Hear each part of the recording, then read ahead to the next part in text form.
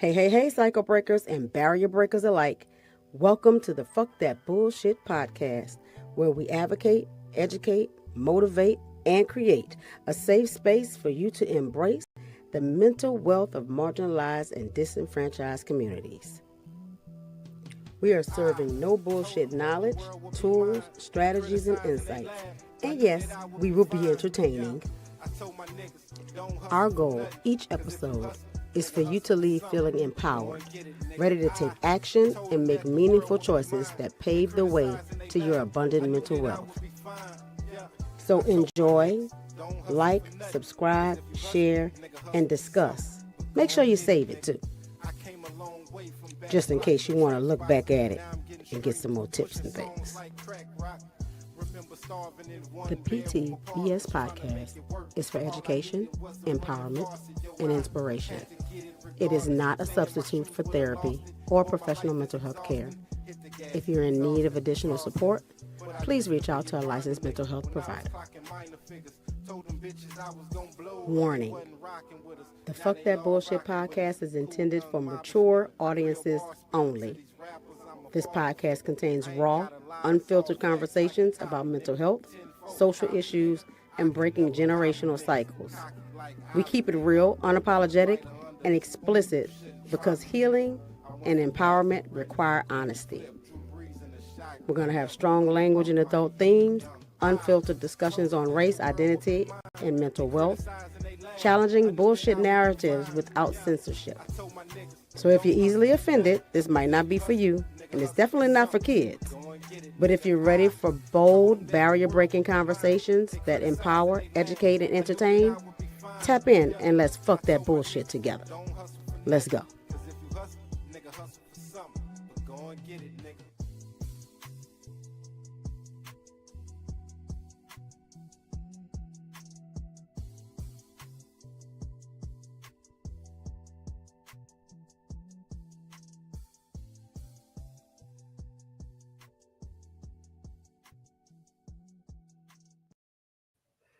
Hey. All right. Welcome Look, to everybody. People. Yes, Bullshit Podcast, Season 2, Episode 2. We still coming at you. Yep. So I'm here with, my favorite people in the whole wide world. We was like the original podcast, y'all. Y'all don't even know it. That is true. That is true. we didn't have cameras. We just had living room. We had no mic. Right. Yep. And that's what made me want to put this together in this way again, because we used to have some great conversations. Indeed. You know what I'm saying? Indeed. Definitely, for sure. Should have been televised. It should have. It Wasn't that advanced then, you know? We would have welcomed Mo. Did the thing work? Let's see. See if it works. Oh. Yes. Oh, yes. All right. Praise God. All right. Yay, Thank you, Black yay, Jesus. boy, yay. So today's episode is brought to you by Choosing Empowerment, of course. And we're talking about making excuses for your mental health stuff. Don't do that. Mm-hmm. Fred, you came up with this subject. What made you come up with this subject? Okay. You said we can't say no names. So yeah, I was no remind you no that. names. I have a persons. Let me change that. It's changed since the last time we talked. It's persons that, for some odd reason, I seem to be like the OG to talk to at the job. And yeah, I'm on. I didn't accept it. I hate that term, man. I hate that. I hate that. An old head. I hate that. Yeah. And my boy called me OG. I'm totally okay with that. I don't mind being an OG. Yeah. Nobody calls me on. Yeah. But they tend to throw their problems on me, and when I'm listening to them, it's all the same thing. I'm trying to protect my peace by not worrying about how I'm gonna pay this certain bill or deal with this certain problem. Then they get a little upset when I'm like, well, you're not protecting your peace, you're just running from the problem. Right. Mhm. Yeah. Indeed. It's gonna still be there when you wake up in the morning. You need to figure out a way to solve it. Mm-hmm. Yeah. And I hear a whole lot of that because there are life issues that work our last nerve, but you don't ignore them and be like, I ain't gonna worry. Like I got a few clients like that, and like, I don't worry about that stuff because I can't do nothing about it. Okay. But you can't ignore it. Like people send you their money, you still supposed to be doing what you got to do. You know what I'm saying? So that and the one lady, she's not a youngster, she's a little older. Okay. But her favorite word is, I'm not gonna worry about it. Y'all know how I'm gonna end this. Mm-hmm. Leave it to Jesus. Yep. Give it to Jesus. I'm pray about Put it in God's hands. And I said something, and me and her ain't talked in 2 days. So I guess she didn't like what I had to say. You probably offended her God, is what you did. Oh man. Yeah. You blasphemed. Or Well, all I told her was, instead of waiting for Jesus, won't you make a call to the bill people and see if y'all can work something out? Make arrangements. Yeah. You better make them arrangements. Go down to your local social services. They are programs.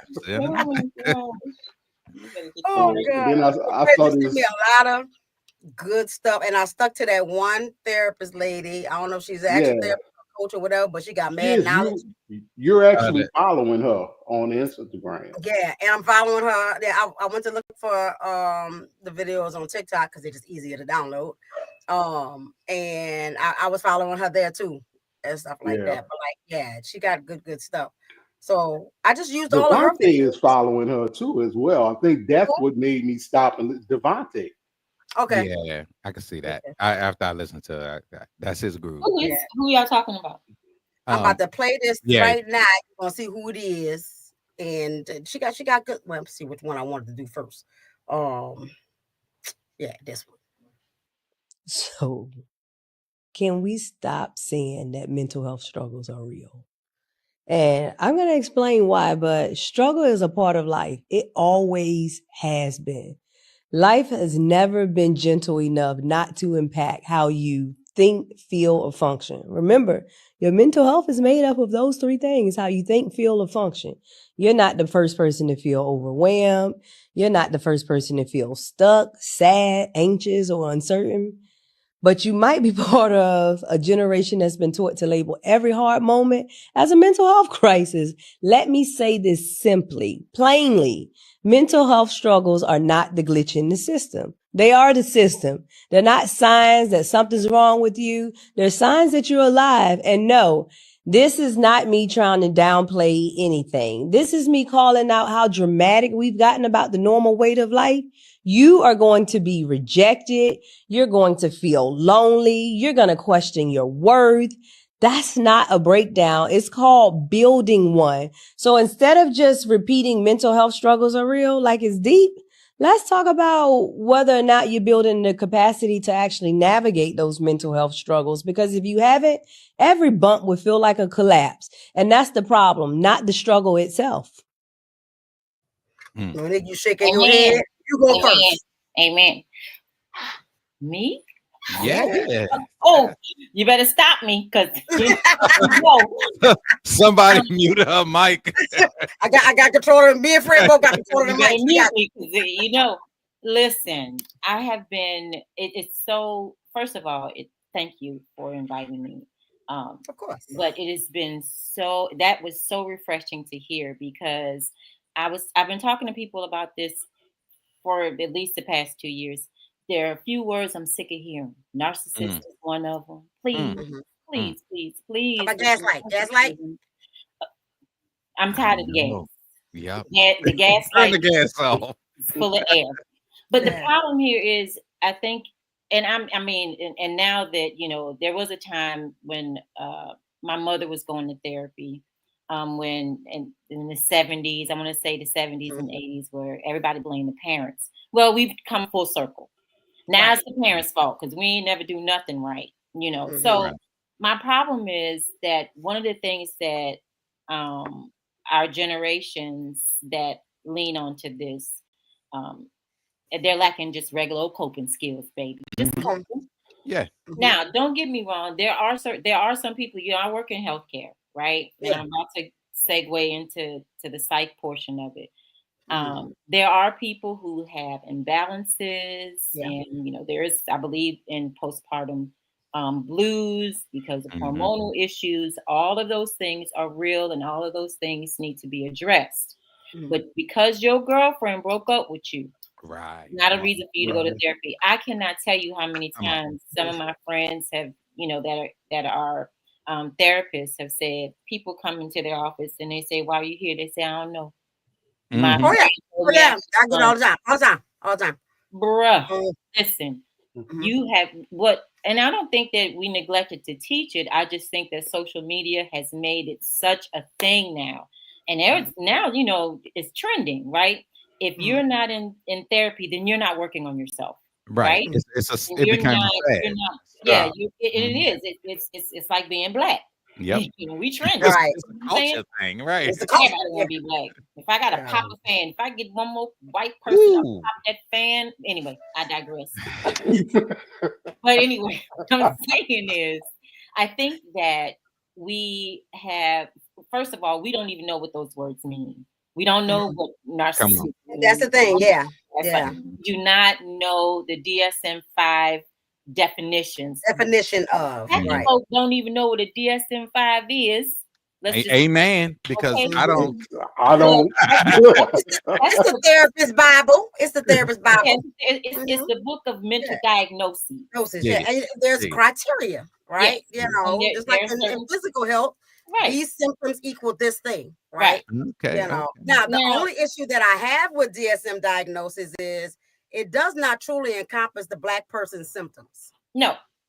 Well, it wasn't made for us. Right, because it wasn't made for nothing was. Nothing was. Exactly. So as a Black therapist serving Black people, I have to look for the other symptoms that I know have experienced or, and stuff like that, because they don't match DSM.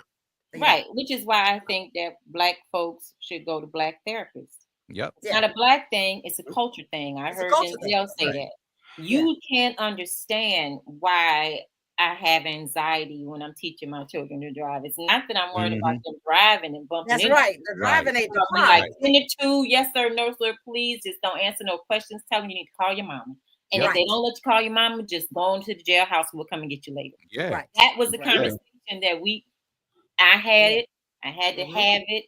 You understand what I'm saying? So anyway, I just think that mental health is very substantial. Things happen to people. There are schizophrenics. Trust me, I see them all the time. There's a such thing as dementia. All of those things are real. Dementia is more of a medical than psychological. However, there is that portion as they're going into it. There's nothing worse than losing your mind and losing your memory and knowing. So they have to do, a lot of times they go to therapy to cope with that. But I think that we have lost the meaning, and nobody wants to feel bad. Don't nobody want to feel bad. Oh, that's the biggest. It's almost right. And if you say that you don't, I don't feel good. I'm in a little bit of a funk.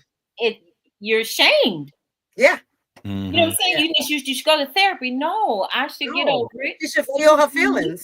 Right. I tell people all the time, your feelings are valid. Feel your feels. Just don't feel all of them though. Right. Happy ones are not the only feelings.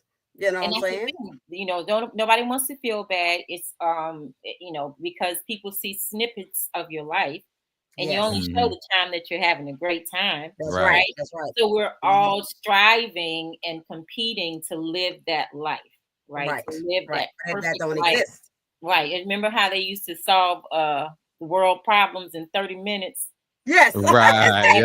Every episode. Huxtable saw that shit in an hour. You know what I'm saying? He ran the car off the road. He then went to jail and got out and everything. Everything. 1 hour. Gonna take you a killed 18 people in 4 ducks. And they worked it out. So that's what's happening now. Is that we all. I won't say. I have to say we, because I don't want to exclude. But we all want this instant this instant gratification, this Right. instant feel good, which is why people are on Xanax, people are on, all the pills, all the happy pills. And I'm like, you know what? If you're taking 2.5, you don't need it. Right. Right. Like giving a tic-tac to a well. Have chew some gum. Like it's the placebo effect, though. Right. So I think that, and being a provider now and being able to, prescribe these medications, they be mad at me. No, I'm not doing that. But we need that. We need that. I only partner with psychiatrists and providers that prescribe if they actually talk to the client. Yes. Are we gonna figure out, is this a situational thing, or are they actually truly in a deep depression? Right. But they have depressive moments in life, right? We just need some coping skills. Let's get to the bottom of it. What is really going on? Why are you feeling this way? And at the end of it, I may suggest you go for a walk. Exactly. Go outside. Go outside. Get from in front of your TV, the thing that's giving you anxiety. All the time. If the news is giving you anxiety, stop watching the news. Yeah, watching the news. I don't watch it. But tree huggers are happy people. I just think that, just coming to grips with understanding that you're not going to feel good all the time. Right. You're not going to have great times, but you have to learn, like she said, to navigate through that. What are you doing to get to the other side of that feeling? Sometimes it's nothing. Sometimes it's sleep. Sometimes it's going for a walk. Sometimes it's getting with family. You know what I'm saying? You're lonesome. Okay, you're lonesome. Is there somebody that you want to be around? Yeah. Right. Be okay. Or are you too stubborn to reach out? Is it your ego that's making you lonesome? Yeah. Are you causing your own problem? Are you causing those are the things that I think you need to address. But like I said, I don't therapy shame people, but I'd be like, bro, come on. I feel that. And I have I've people in therapy that do that, right? I also there like you said, there's a balance though, right? Because much of the sad shaming comes from parents and those before us. Don't you cry, get it together, straighten it up, right? And so there's a balance between you okay and not acknowledging when somebody isn't okay, right? And I think if we can gather the balance between that, because even as we try to, raise young men who have feelings and express them, we still don't want them whining all the time. Right. And stuff. And I feel the same way about my girls. You're not gonna, girl, what we crying for? I lean in a different direction. I do not have a problem with a man or a young man expressing his feelings, but I do believe in the term "man up" because you have there is a man up, right? But that's part of the man up, right? Expressing yourself, being real with right, exactly, right. That doesn't determine your masculinity, right? Right. That's not. I'm not saying masculine. I'm saying, but you know what? After you finish that, you need to figure it out. Thank you. You need to figure it out. You got, people depending on you. You got a family to take care of. Now you want to be in this leadership position. You want to lead and all this bullshit y'all be talking about on Kevin Samuels or whatever the fuck. Don't get me started on Kevin Samuels. Fine, right? Tell me how you feel, right? We can talk about how you feel, but at the same time, after that, come on, we got to come up with some solutions. Right. So I don't have, and I never had a problem with a child falling and the parents saying, "Come here, let me put some ointment on and put some water on," and you go ahead on. I put that water. That water, boy. They thought that water was healing ointment. It was magic water. Yeah. Right. Now you don't do that if the child done bust his knee open and right. But sometimes it is okay to say, "All right, now hush it up. You all right?" Because how many times has one of your kids fallen like, "Don't nobody look at him. Don't look at him. Look at him, cry." Oh my God. Don't look at him. Just keep doing what you're doing. Somebody be like, "Yeah, don't go over there. Don't go over there. Everybody come to this window." Right. So we have to, you know, as just even as adults dealing with Right. other people. Like, Right. all right, are we really having a meltdown, or are you freaking the frick out off for nothing? Right. You know? And now it's Right. valid, it's real, but is it that deep? Let me help you see how deep that is. I don't ever want to discount anybody's feelings or their experiences or whatever. But sometimes people just go too far. They like, do. Who now everybody's screaming in the store. What the hell is what they doing? Meltdowns everywhere. Y'all know I'm up north. They a little different up here. Wait, they be screaming in the store? What they doing, Mo? Meltdowns. She's looking at me. She's in the middle of the floor, screaming and howling. I be like, y'all, are we okay? Yes, these are the things. I work in the hospital, and it's not always the patients that are having breakdowns. I can imagine. Some of these nurses, you know, the younger nurses, falling apart. I'd be like, okay, there's definitely there's less capacity they got for those behind us. So it's not like Grey's Anatomy, because I've been watching Absolutely that. Listen, I ain't seen Dr. McDreamy yet. All them doctors look like little weebles. I promise you. But do weebles wobble? Nobody doing nothing in the closet. Right. Hey, look, the only thing sexing all over the damn hospital. The only thing they're doing in there is crying. Right. I'll be like, well, look like you gonna cry in the car, ain't you? You gonna cry in the car. I can tell. But I mean, I just think that we like you were saying now, there's just gotta be a certain amount of balance. Yeah. And that's only, if you feel like I was listening to Fred, he was saying how they come to him, and listen, some days I don't feel like listening to your problem. Leave it on the real. And I'm at the point now to where before they even start talking to me, because I didn't have to blow some of them away, they'd be like, "Can I talk to you?" "Sure, come on. Can I talk to you?" "Not right now, bro. This ain't the time." And not because I got anything going on. I just don't want to.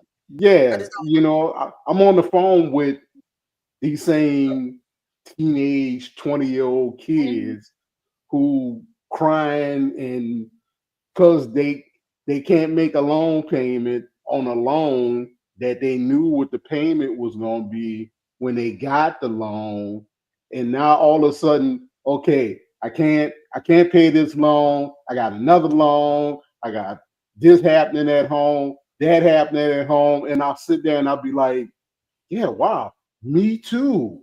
I got the exact same thing going on. And I had to talk some little 21-year-old girl off the cliff. She was just giving up. I thought she was 2 seconds away from running out in traffic. And I'm like, here's some help I got for you. Bam, bam, bam, bam. But I don't know if that's going to work. Don't worry about if it's going to work way down the line. You need help now. You need help now. Do what you deal with now. I said deal with now, and then work the rest of it out later. I'm like, your situation ain't gonna stay the same for the next 80 years. Right. And I think like I said, I think it's just capacity to even, she can't think beyond. No, she couldn't. She couldn't think beyond what was happening right now. Right. Yeah. And then there's a lack of capacity. And Fred Brian, we talked about it on like last year with the kids, right? Like we got out of the ghetto, we got to the lower middle suburb-ish. Right. Whatever you call it. Ghetto, right? But we made that step outside, and now all our kids be like wussies and stuff. You mad about that? Or you can't, what you mean you can't do that? Like, and so like me and Fred, when we was moving, like I called Fred, like, oh my God, like she whining, she barely picked up any box. She tired, dog. She said she tired. like, damn, but you being tired. We moving till the truck is full and we empty it on the other side. We gotta bring this truck back, but she was like crying. And I was like, who did I raise? What happened? Should have smacked the shit out of more people or something. Hey man, I'm There's a right certain there amount of with you. struggle and poverty things that we went through that made us resilient, right? That made us have Poverty is a gift. a It's certain a set gift. of Yeah. certain set of skills. We have a certain set of Mm-hmm. skills, Mm-hmm. that it brought to us. And our kids don't have it because we afforded them the opportunity not to experience those things. Right. So now we got to play Hunger Games once a year. Yeah. But what Hey, the Hunger Games. I'm telling you, once a year we need to do it. We need what to they do need it to once a year. understand is the life that we gave them was on our money. Right. You have to make your own money in order to continue with this which day. is I don't like the cosign because see, I can afford that car, but you cannot. Right. So you have to decide how to afford the one that you can Exactly. or get your money up. Right. Everybody has the same opportunity to do great things. Right. If you decided that you didn't feel like going that route, that's fine. Right. We never made nobody do nothing they didn't want to do. Right. Do your thing, but There's be able to cope consequences of with that. it. And that goes back to our mental health. Be able to cope when shit start falling apart. That's the choice you made. So you have to deal with that. Right. You have to And work it out. I think one of the main things too is accept your situation. Come on, You know what I'm Yeah. saying? Like, and that's my whole thing. It's like I've learned to accept. Like if I don't know if I got something due, you go through the frenzy of man, let me try this, let me try that. Nah, I might try one thing, and then I'm like, my famous words, man, fuck it. You know what I'm saying? Either I'm gonna have it or I'm not gonna have it. I remember I had a situation with my car. Note was behind. I was trying to figure it out. I said, I got an idea. Hello? Yeah, come get this motherfucker. Just like that. My problem was solved. You know what I'm saying? Yeah. And Mo, they never came and got it. No, they don't want it. Got it. Because when I called the bluff, it turns out it was nothing anyway. I was like, I'm not giving you no more money. Yeah, come and get now this they want to talk about figuring some stuff out. Now let y'all figure it out. Right? Yeah. I'm give you your problem. You figure it out. They come up with something. Right. Yeah, because there's always there's always there's always another way. But but I've had people, younger folk, when I was working in the group homes. The number one line was, I have anger issues. And I would always ask, like I said, man, who told you that? And they was like, and what does that mean? They always say I have anger issues. I said, so you feel like you got anger issues? They're like, yeah, because they said I have anger issues. I said, like, you don't have anger issues. I said, we gonna get by that today. I was like, I said, we're gonna get by that today. I said, let me show you a trick. I said, you a little asshole.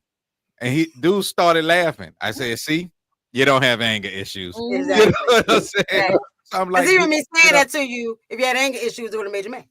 Right, exactly. But in certain environments too, they feed them that. And just like how we was talking about, like you was talking about, Mo, people, got mental illness like boots on the ground. Yeah, It became a fad because I noticed everybody and their mom had ADHD all of a sudden. Like, I got ADHD. I'm like, okay. You still need to get this fucking work done though. You know what I'm saying?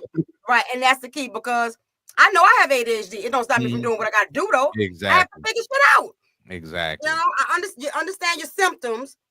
Because I had one client who was trying to over pathologize himself. Every time he comes to session, like, because I think I got, if you don't come up with one more disorder, we're already working on it. And the disorder you name it has the same symptoms as the rest of the disorders that we already got on the books and all that. These other people said you got, because I don't think you got none of this and all that. But like, we already working on the symptoms for that. Why you need another title? It's like I have to label myself as something. And I do understand. I do understand the premise of and Brian, you'll feel this too. Because some people are assholes, right? Some people choose to just be assholes. But there are people who are assholes because they don't know how to do anything else, right? They need to, they grew up with asshole parents, so they're an asshole, so that's all they know. They have to learn how not to be an asshole and all that.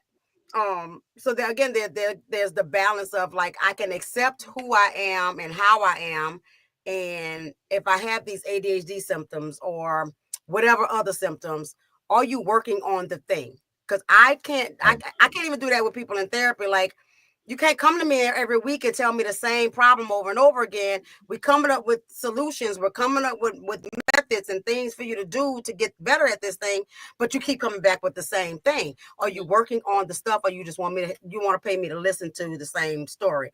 Right. It's very inviting. It's very inviting, but no, that's not what I'm here for. I'm here to actually help. You know, and hell, me and my therapist sat down and talked about how I need reciprocation. I need you to get better for me to feel good about what I'm doing. Right. Exactly. Again, you know, the whole ADHD thing, and they were trying to diagnose one of my children with ADHD, and I said, absolutely not. I said, because this child can sit for 6 hours and play that game. Yeah. If he can sit for 6 hours, 2 hours, 3 hours and concentrate on that game, what he had and what I know I have is I don't feel like it. Yep. Right. Yeah. And you have to know the difference between those two things. Right. I don't want to do so. I feel like now there are some people who can't concentrate on shit. They can't they can't hold their attention. Okay. But when they started diagnosing everybody, boy, that became a tactic. With this, because especially for the Black community, that became a tactic. I'm gonna every power this because it was medicatable. Right. It's another money grab. Yeah, you're not giving my baby nothing. So it took him to a holistic therapist. She sat down with him, did all the things. She said he's bored with that teacher. She needs to the way she come on. Come on. She didn't want to do that. She was upset when I told her that. I said, but I said, this is in writing. You have to change. So I had to take him out of that classroom and put him in another classroom. But my whole thing is, yes, like I said, those things are valid. But I can tell you right now, there are some days and I don't feel like doing nothing. And I be thinking to myself, damn, I wish my kids were here so they could wash them damn dishes. Because I don't feel like it. And I had getting young people to understand that. Like, as grown people, we don't want to do this stuff all the time. No, I don't. My Lord will sit in the basket for days. I don't feel like it. And ain't nobody here to see it but me. And I'll be like, damn, who made this? That was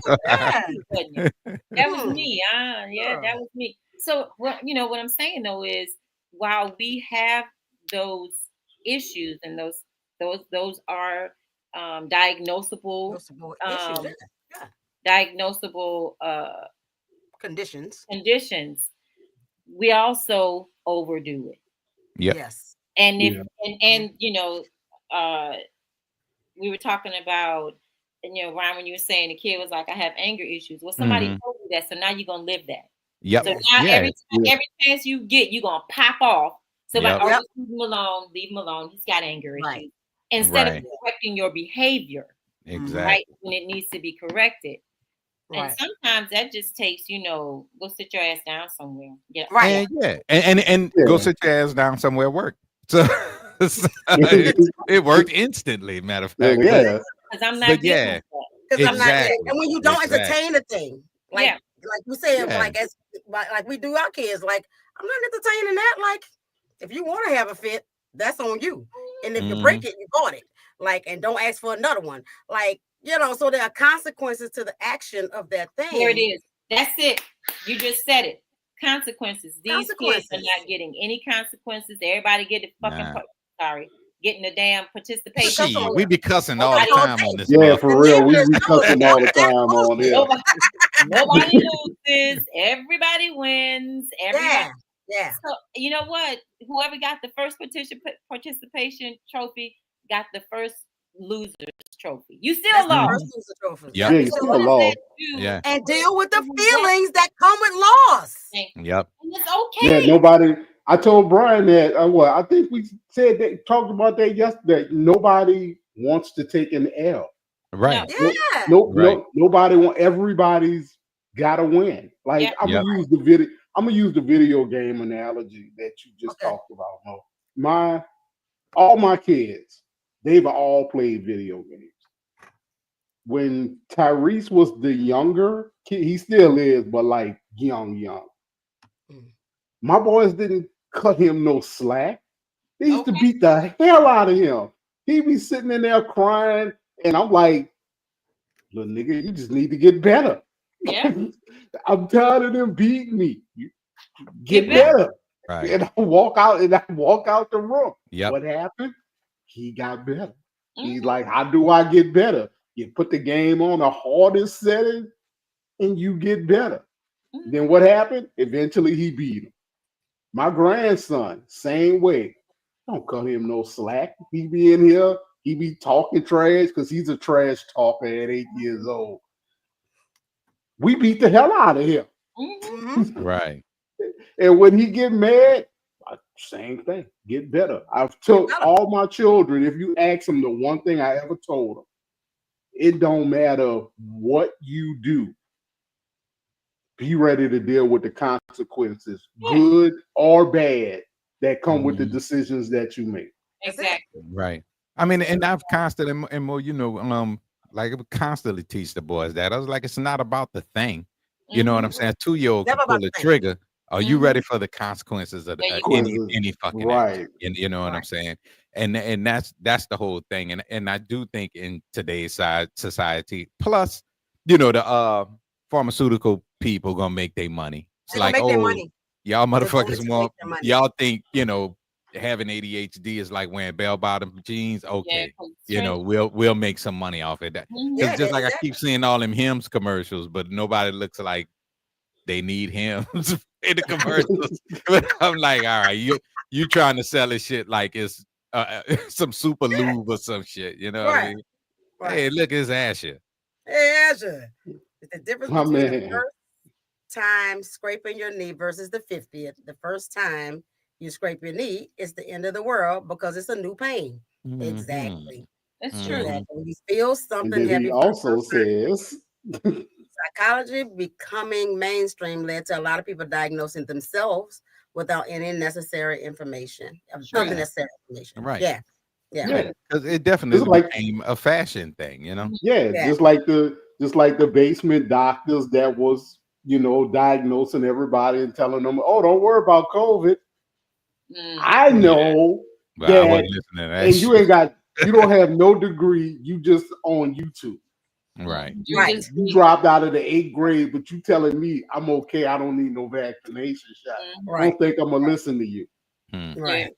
But I Yeah. mean, it's the same thing with this person, Asher, when he's saying scraping your knee the first time, and it's always good to have someone there to help you balance that pain, Balance that. right? Right. You know, having children, having that first baby, you don't know what that feels like. All you Mm. can imagine, it's going to be the worst pain you've ever felt in Ever your felt. entire life. Mhm. And after it's done, you're like, well, was it the worst Was, pain? was it? Was Because it? when people are like, you forget. No, you don't forget. I don't know Oh what no, it is. you Right. remember. Right. People tell 'Cause their I stories know. with very, very vivid details. They Yeah, I didn't remember. forget when I had my first. I know you didn't. I know. I But was I with can tell child, you, I'm a miracle. stumping my pinky toe Uh-huh. Baby. has felt worse than Baby. labor. Yeah. It really has. So Mhm. once you get somebody to help you navigate that feeling and tell you it's bad, but it's not that bad, you're gonna be Right. fine. Yeah. And Right. I tell people all the time because I think a lot of this is centered around fear, right? It is. Oh, absolutely. And fear gives you the lie that you can tell the future, right? Yeah. Well, I'm not gonna go over there because this is gonna happen, girl. I didn't see people tell me or give me a whole narrative of what's gonna happen, and they ain't never been there. And I'm like, well, Right. wait a Yeah. minute. How do you know? Yeah. Because what? You're afraid, Because they've already decided in right? their fear. So you don't let yourself. That fear has made you think you can just determine the future and what's gonna happen to you. Right. You know what I'm When saying? there's 1,000 different possibilities. Thousands, Yeah. millions, because we don't. Millions of Yeah. Because we have no idea what's on the other side of that. That's I would right. tell people, you can say whatever you want to say, but be prepared to for that response. Because Right. I'm gonna tell him this and I'm gonna tell him that. And I'm like, what are you Yeah. He's supposed to be smiling and nodding while you do it. Yeah. You know what I'm saying?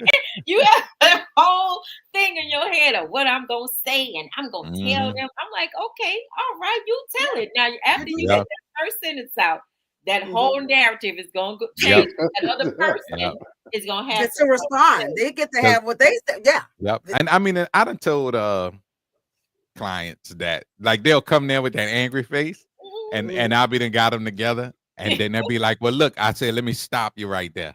I know on your way here you had a whole bunch of things you want to say. I said, but I'm telling you now, I ain't trying to hear none of that. Just like that.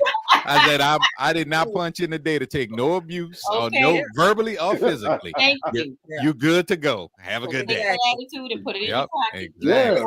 This is how easily that works. Once I learned not to get into my emotions about bill collectors calling, it changed I love everything on the other side. And they have a literal script that they are reading and trying to get through. And I will let them go through the whole script. But the answers they're expecting, I'm not giving you that. May not be like, cool. Yeah. And what do you, I know I owe do that. about it? Oh, yeah, that's the late fee. All right, cool. Okay. Can you pay that today? Nope. What what about Friday? I'll probably have it Friday. Can I put it on automatic? Nope. Yeah. Don't do that. I said, how much sense would that make to you? For you to ask you, we want me to set up for you to take money out of an account that I don't even know when it's gonna be in the account. That don't make sense. Do it? That makes sense to you? Oh, you're right. Yep. Okay, well, I'm not gonna set that up because I'm not sure if it's gonna be there. Anything that happens. So, Yep. I'm gonna do it online on Friday. Them must be like, okay, all right, have a good. Thank you. You did a great job. I like it. Them must be like, if you pay it Friday, you're gonna acquire a late fee. I said, y'all have late fees. Yeah. Then you expect people to be late. You know what I'm saying? I'm sure I'm not the only one. Yeah, exactly. There's my consequence. You created it for this. You created that just for this situation, right? Exactly. And I'm cool with the late fee. You know, I'm all right. Now, to give you a little bit of insight, because you know we venture off subject all the time on this podcast. Of course. The people that talk to you like that, coming from a bill collector, those are brand new people. Yes, they are reading a script. If I called you, hey, how you doing? Fred Turner, verify this. It's another attempt to collect the debt. I see that your account's behind $350. What caused you to go delinquent? Well, blah, blah, blah, blah, blah, blah, blah. I can already tell 10 minutes into the conversation that you ain't putting this on auto pay. You ain't paying this today. So you know what? When can you pay it?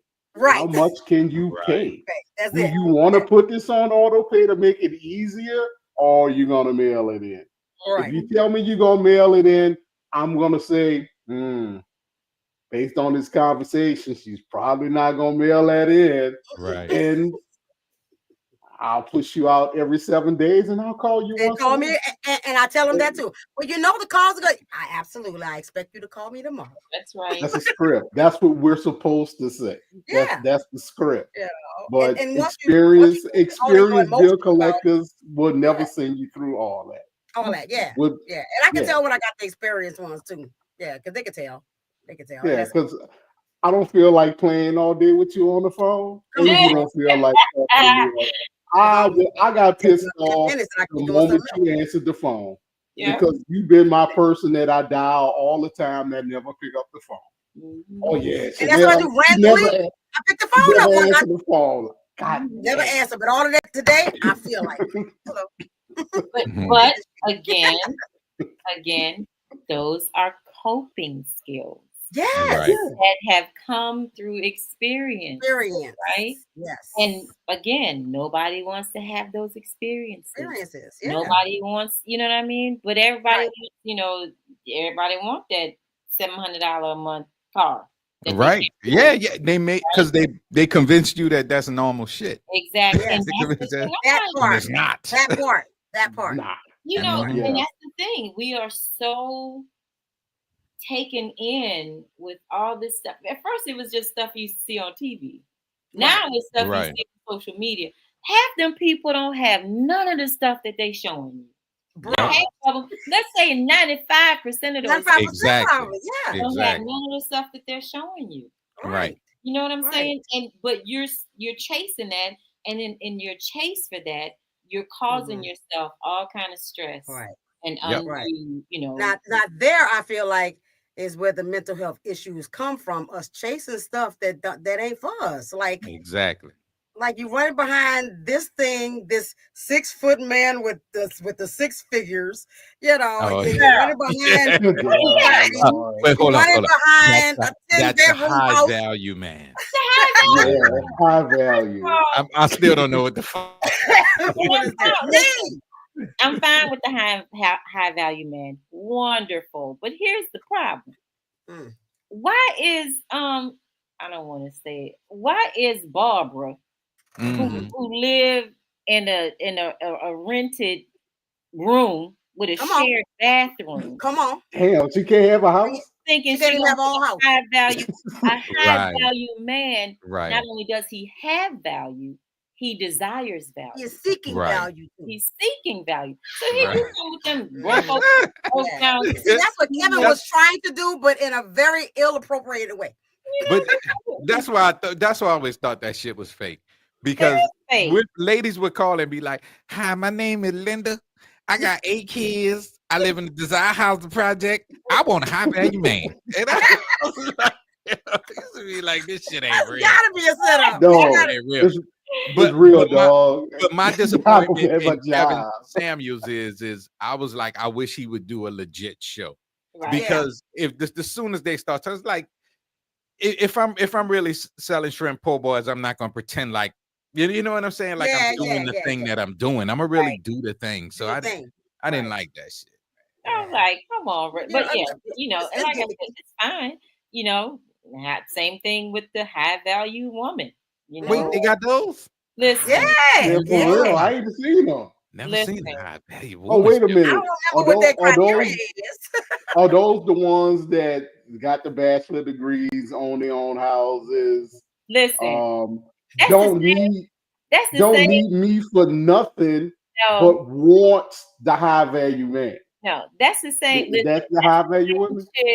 She just on steroids. That's the same chick who you talk about in the 80s. She got her own car, she got her own house, she got a job, she in school. Okay. Now she done graduated. I know, but she in school though. Now. That's what matters.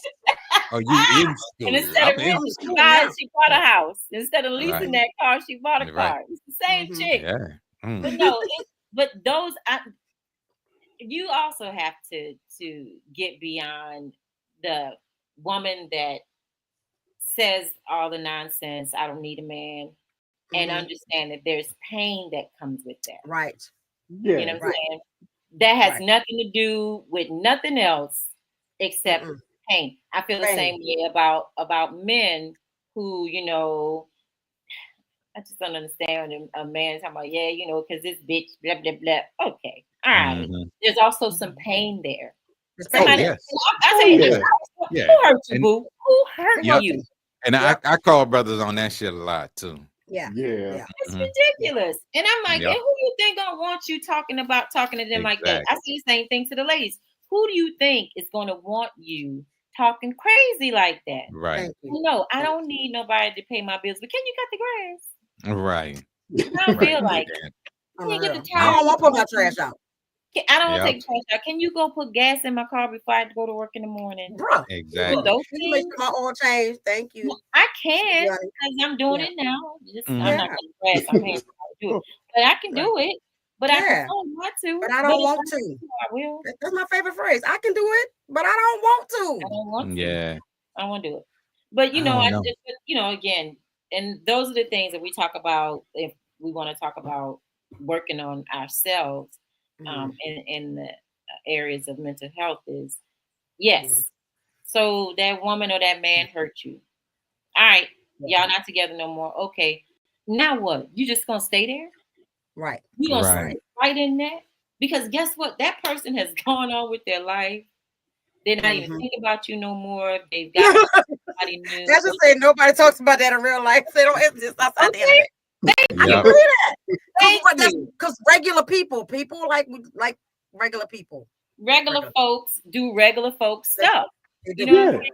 Absolutely do. But you know, Yeah. how do you get back to a happy place for you? And that Right. doesn't take, you know, Mhm. unless you know you really had a hard time and you really, I think people who Right. fall into depression and stay there, they may need some They help. need guidance. They do talking need help. about Right. it, right. Yeah.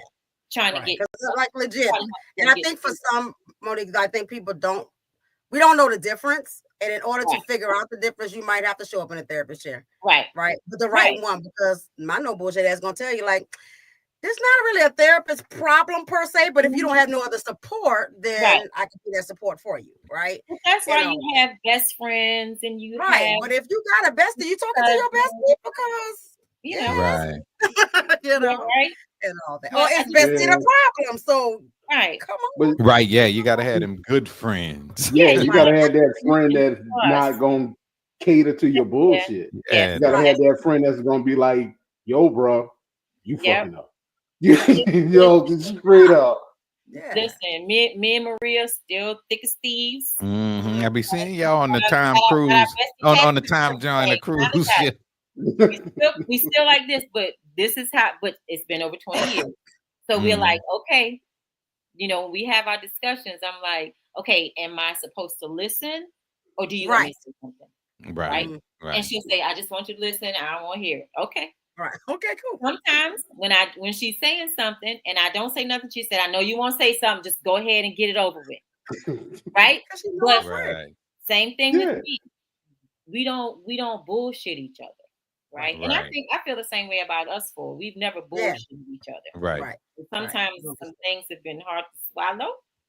Absolutely. You know, Hey, some you just things, gotta you deal know, with it, bro. made us Yeah. stop talking to each other for a couple of days. I'm Right. okay with that. Right? Me and Fred fell out a couple good times. You know what I'm saying? But we Yeah, got back a there. couple good times we did.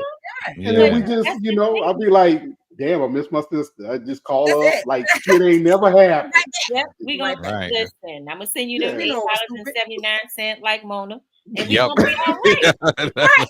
We gonna be okay. I'm gonna send you We some gonna- money I'm here. gonna buy you a new dress like my mom. Yep. Yeah. Like We don't wow. talk about it.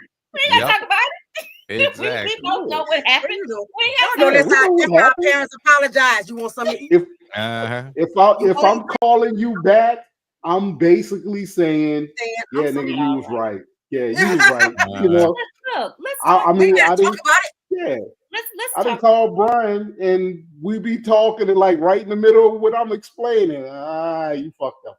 You know, and then I just be like, okay, you Yep. know, we just get to talking about Look, something yeah. else. 'Cause you gonna That's keep all I telling me wanted. bullshit, I'm telling Yeah, you. But no, I let's just needed to talk know if I about was that, right. though, y'all. Let's talk about the way our parents apologized, Mhm. right? And my mama still apologized the same way, by the way. My mama 80, Yeah. 80, she'd be 85 this year. She still apologizes the same way. Uh-huh. But you know what I've learned, especially after having my own children, I give my mama grace. Yep. Because absolutely. Yep. at least she apologizes. Right. Yeah. And They you know, found a way to I do it. may never get the I'm sorry or whatever, you know what I'm saying? I Mhm. might never get that. But Right. that's okay. Yeah. Because I got a necklace. Uh-huh. There Right. you go. Because it's still a an gesture apology. of some sort. You know what I'm Right? saying? Yep. And I still have my mom. We can That's still right. talk, right? Facts. That's right. Yeah. And either Right. I can hold on to whatever is Whatever the junk is. said that I probably don't even much remember, and I can Mhm. hold on to that feeling and Yeah. not talk to my mama. Yeah. Or I could just let that go and give my mom. My And then mother, there. Exactly. she is a human being, and my Mhm. mama can say some shit that'll Oh my God. Cut your throat, cut your Boy, teeth. this should say some stuff. Cut your teeth. But she ain't never said that to me though. I'm Brother still her Brian. favorite. All Brother right. Brian, Brother Brian. Brother That Brian. is all right. She could say some things, honey. My Uh-huh. mother was when I was 15 or 16, my mother called me a strumpet, honey. Oh my I God. never Dang. What the hell is a strumpet? Oh, strumpet. What's a strumpet? Strumpet. That's worse than being called a jive turkey. You hear me? I was a struggle. But you was in the streets. I was in the street. I was a stumper. Probably I was in the street. Oh my God! Yeah, Mona ain't never called us no strawberry. She just got straight to the point. Told y'all some stuff, though. Nah, boy. Yeah, she just cursed your ass out. Mona told y'all some stuff, though. I'm telling you. Oh my God! I just thought of something. I'm not gonna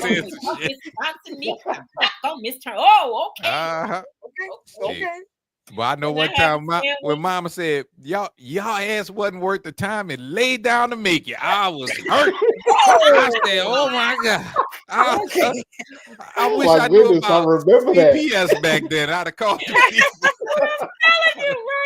I'm telling you, those and here these children falling apart because I won't do. Because I said put out the trash. Right. Thank you. Yeah. But and we have to give each other grace as well. Right. Yeah. I'm human. I err all the time. I make all kinds of mistakes. I'm gonna make some more. And I'm gonna say something. And that's one thing about me and Maria that I like. She'll always tell me, I know no matter what you say to me, even if I don't like it, or even if you say something mean, I know that you love me. You're my friend. Right. Mm-hmm. And it's that part though, Monique, because I think because I realized that with my girls, they had trouble believing that I love them. Right. And often because, their dad in his own stuff, right, isolated them from me for a long time in different ways, right? And stuff. And he basically hoarded the baby because she was his baby and all that. And kind of taught the older one, like, you can't trust your mama, right? Or please don't act like your mama, right?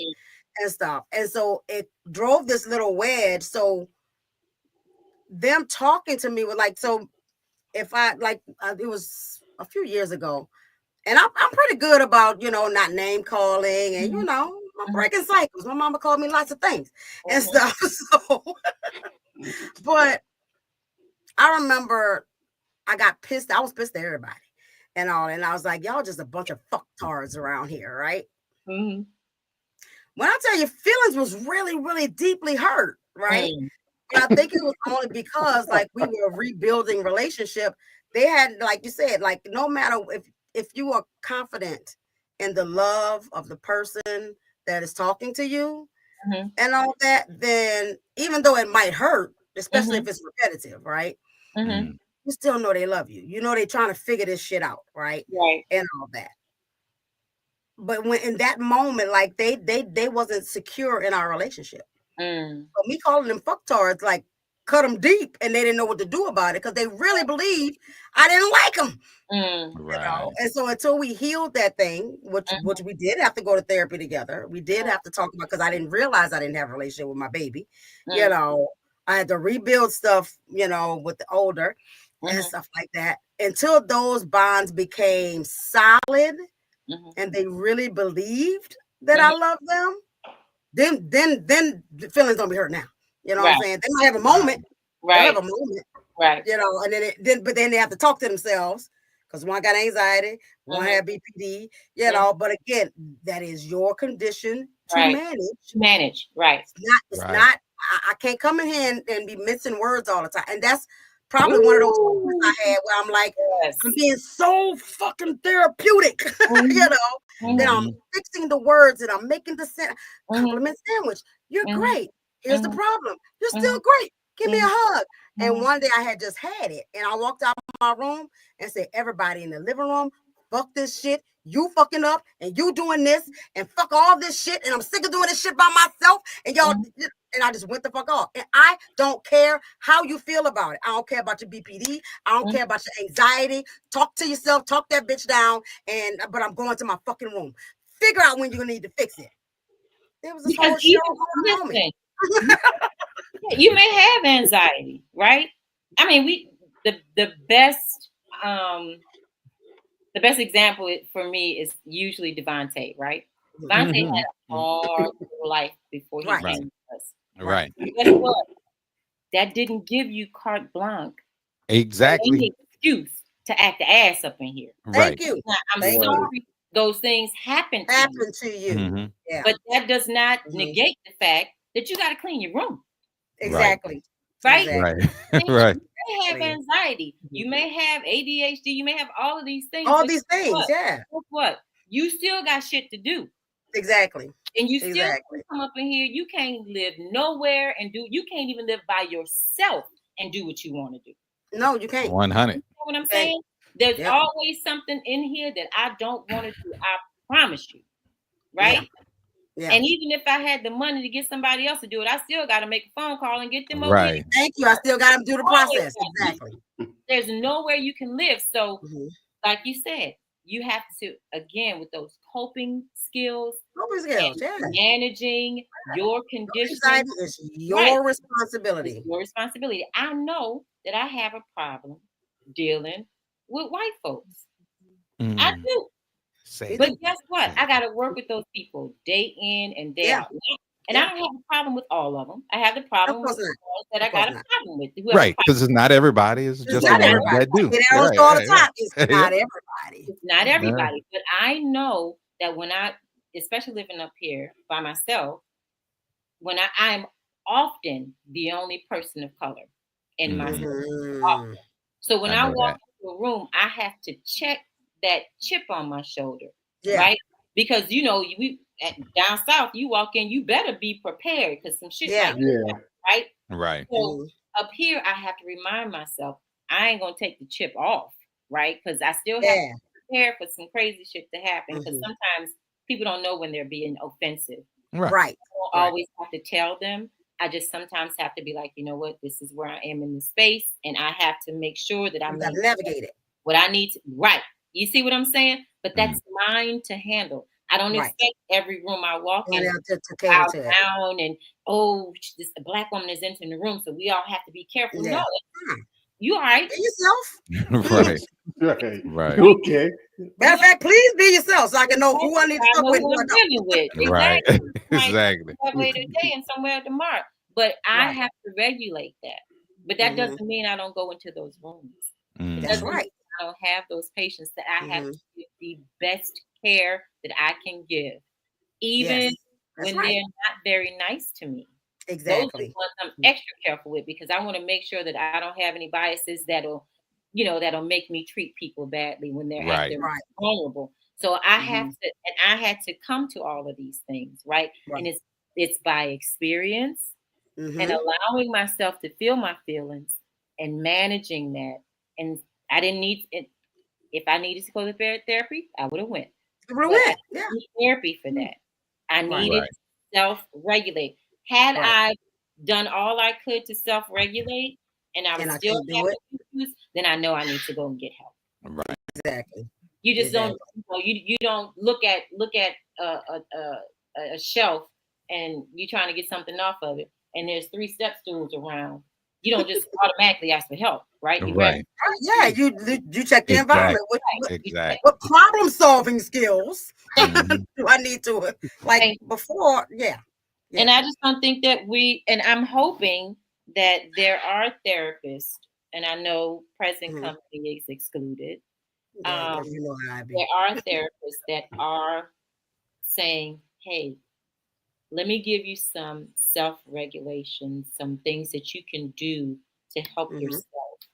Right. So that you can, and it's not so that you don't need therapy. It's so that you can manage your life. You cannot go around with in a state of anxiety all the time. You can't do that. Got to be able to talk yourself down, and if you can't, then we know that you need some help with that, right? Mo, can you talk about, speaking of anxiety, since you're in the medical field, what happens in the body when you highly anxious or physiologically? Tell them what happens in your body when you running on anxiety like that. And I call it like when you always anxious, I see it like a car idling. So all of those things that's happening in the body is just happening at this steady low term, but you're still burning gas. Yes. So to make a long story short, you can feel like you're having a heart attack. Your heart starts to race, right? Now, when your heart starts beating really fast, first of all, your thoughts are getting you all excited. Your heart starts to race. When your heart starts to race really fast, it's even though you're sitting still, it's like you're running. It's like you're sprinting. What happens when you sprint? You start to sweat, right? Then as you start to sweat, then your body's trying to sweat and cool itself down at the same time. Then you can possibly start getting muscle cramps. There's so many things that can happen. So you can just start pass out. People have had anxiety attacks. It feels like people are coming into the hospital because of anxiety. They're thinking they're having a heart attack because that's what it feels like. Your heart is fine.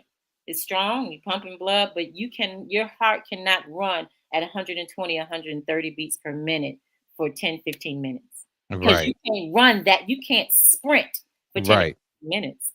Even track stars kind of pace themselves, right? And then at the last minute, they do that last sprint for about a minute or two.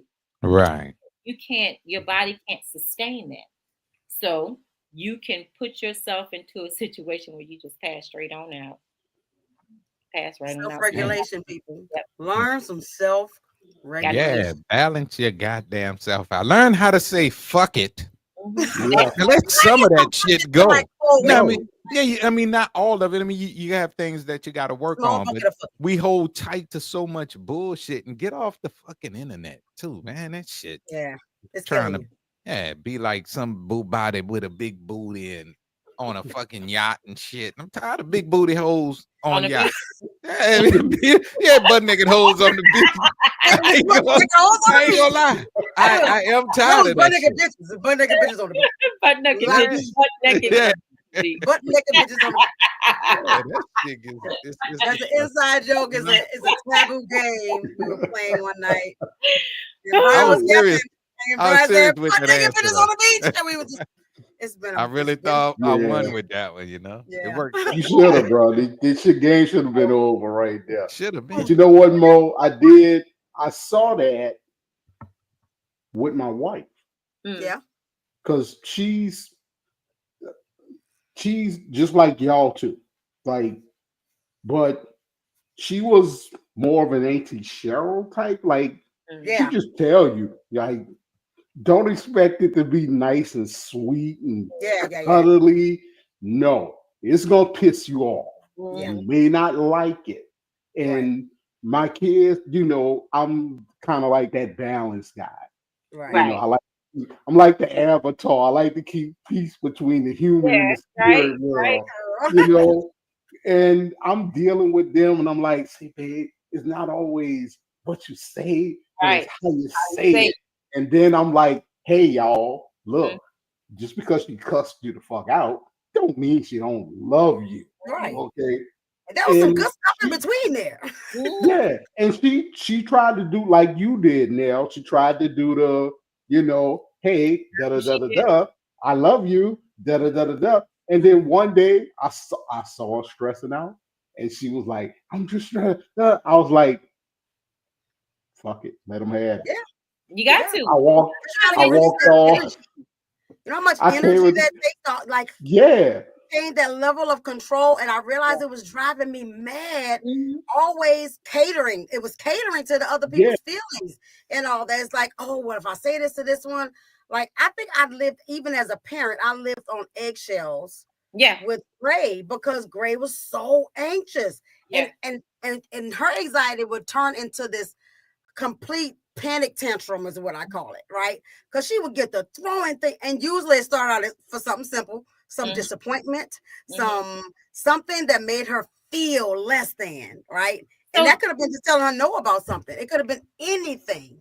Where is the foundation of that? Where did the root of that come from? The root of that came from my ex-husband. Yeah. Hated to her. Nobody when I saw it, no. I can't she say was beating all of her sisters up and calling them bitches. And nobody can give her any kind. She didn't get street justice. She didn't get sisters popping upside the head. Nobody could touch her. I couldn't discipline her like that. He was protecting her like in a little bubble, And so she learned a lot of entitlement. She learned I think we all have, we've all, done some crazy shit with our kids. Yeah. And all of our stuff is rooted in what we didn't get or what we feel like we need to pour on or based upon what we need. You know what I'm saying? I think, as parents, we deflect, right? Yes, absolutely. Absolutely. You couldn't listen because of what happened to me as a child. My turn wasn't sitting on nobody's lap and didn't. Exactly. Guess what? That they didn't even have to parents that was like they can't spend a night at your house. Right. Yeah. Those are the things they didn't even have to worry about. None of that stuff. Right. Right. There were other things happening that because it didn't happen to me, I missed. Right. You know what I'm saying? Right. But again, unfortunately, they don't give us a pamphlet when we have exactly. And I've said that before. It's like there's no particular rule book to parenting. That's why I laugh at people who have a book that says how to parent. I was like, that's still somebody else's opinion. I tried to read as many as I could, and I would talk to y'all, and I was doing my intel. Every kid is different. Every person is different. My experience is different. Like it's always be different. Yeah. Right.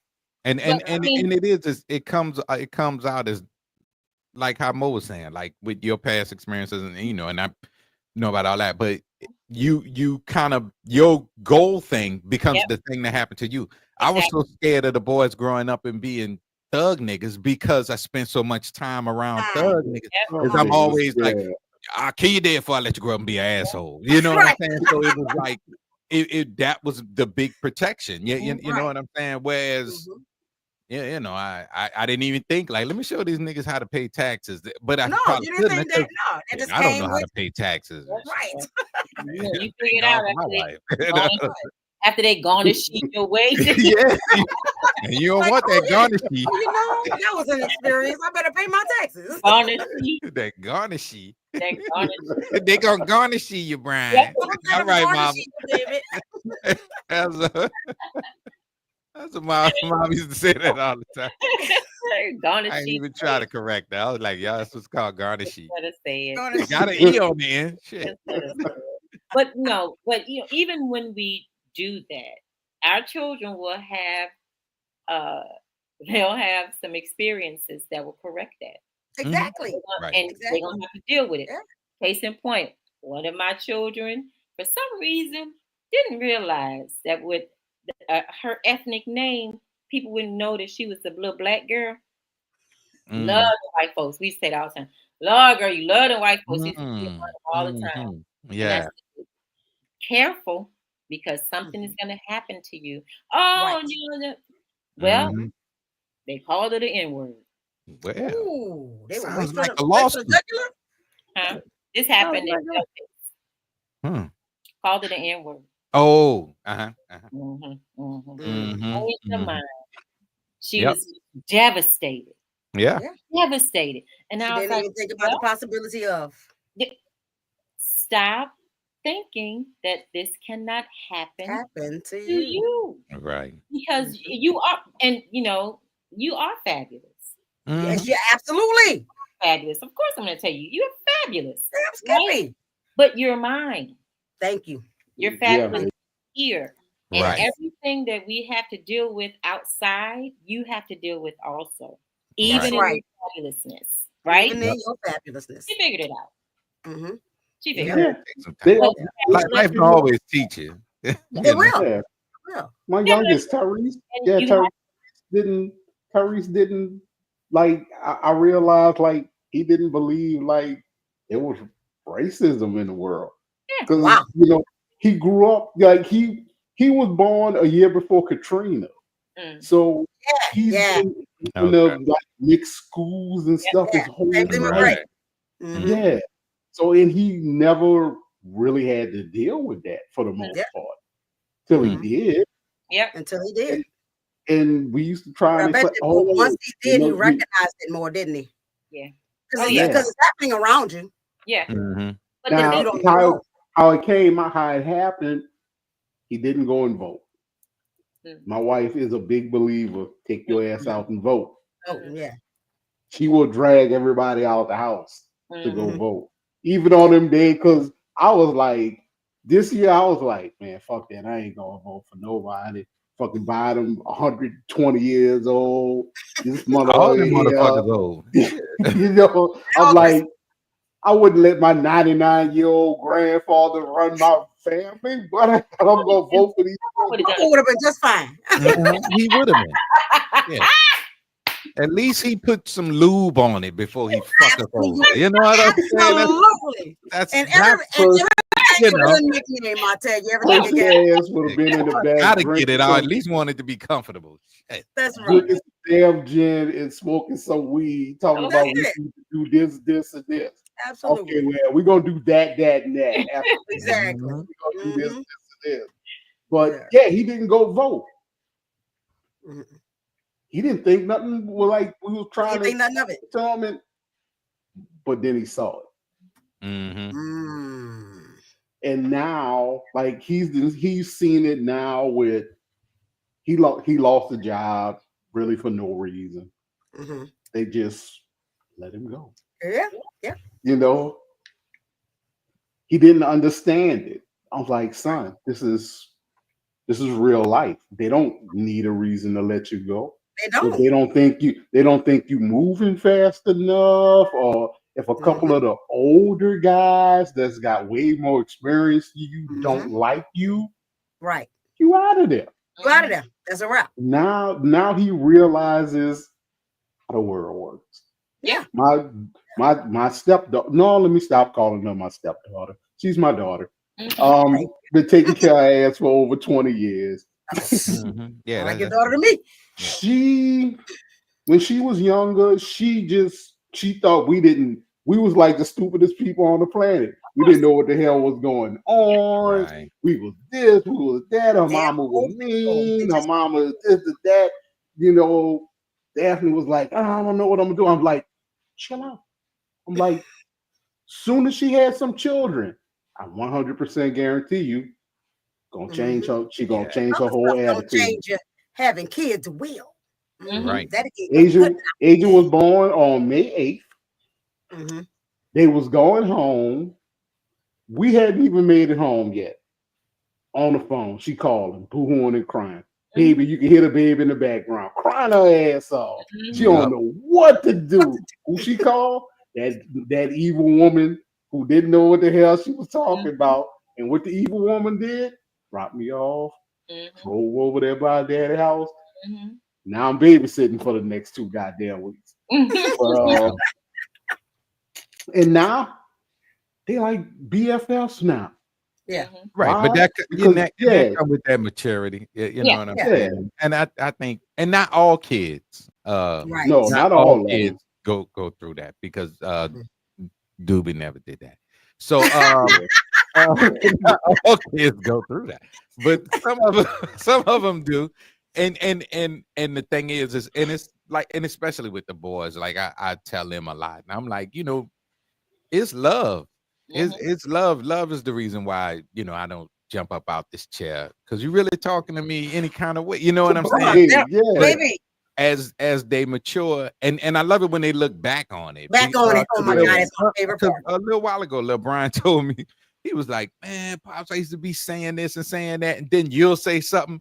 He said, I could tell you now. He said, in my head, I used to be like, damn, that nigga right.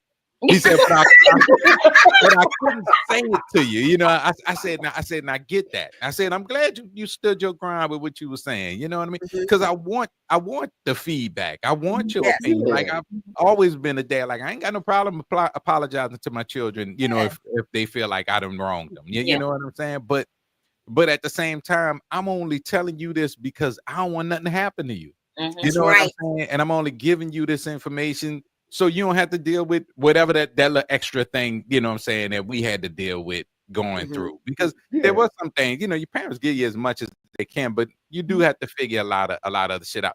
Like our parenting style was abstract as shit, huh, Mo? I mean, it was that. Absolutely. So we was kind of doing the thing as we was doing the thing, but a lot of times they'd be like, man, I remember this and I remember that.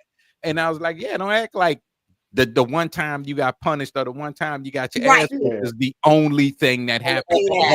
And getting a little bit back on topic, that's what I'm saying. It's like You could have 900 days of awesome, one day of shit, and then you'll take that one day of shit and say, and then lead your whole life with it. I got trauma. You know what I'm saying? Yeah. Oh, yes. Exactly. Because I got my ass, man. Mimi didn't hesitate to whip ass. Baby. You know what I'm saying? It was almost an expectation. Yes, absolutely. To the She point. was on site. But I can tell you this. I know the times when I rebelled. And I know the times when I did things wrong on purpose, just because I was mad, because I ain't want to be over there. I wanted to be at my own self house. You know what I'm saying? I always try to talk his ass down, like, oh, you know you gonna get a whip. But look, he crawling his ass underneath that house anyway. The thing I can say, like, Mimi ass whippings was almost equivalent to slavery. Plantation ass. Go ahead and say it. But I'd be lying if I said I was sitting there reading the Bible, learning about Jesus, and Mimi came over there and started wailing on me. I did some shit. You know what I'm saying? Yeah. And I think that's the thing.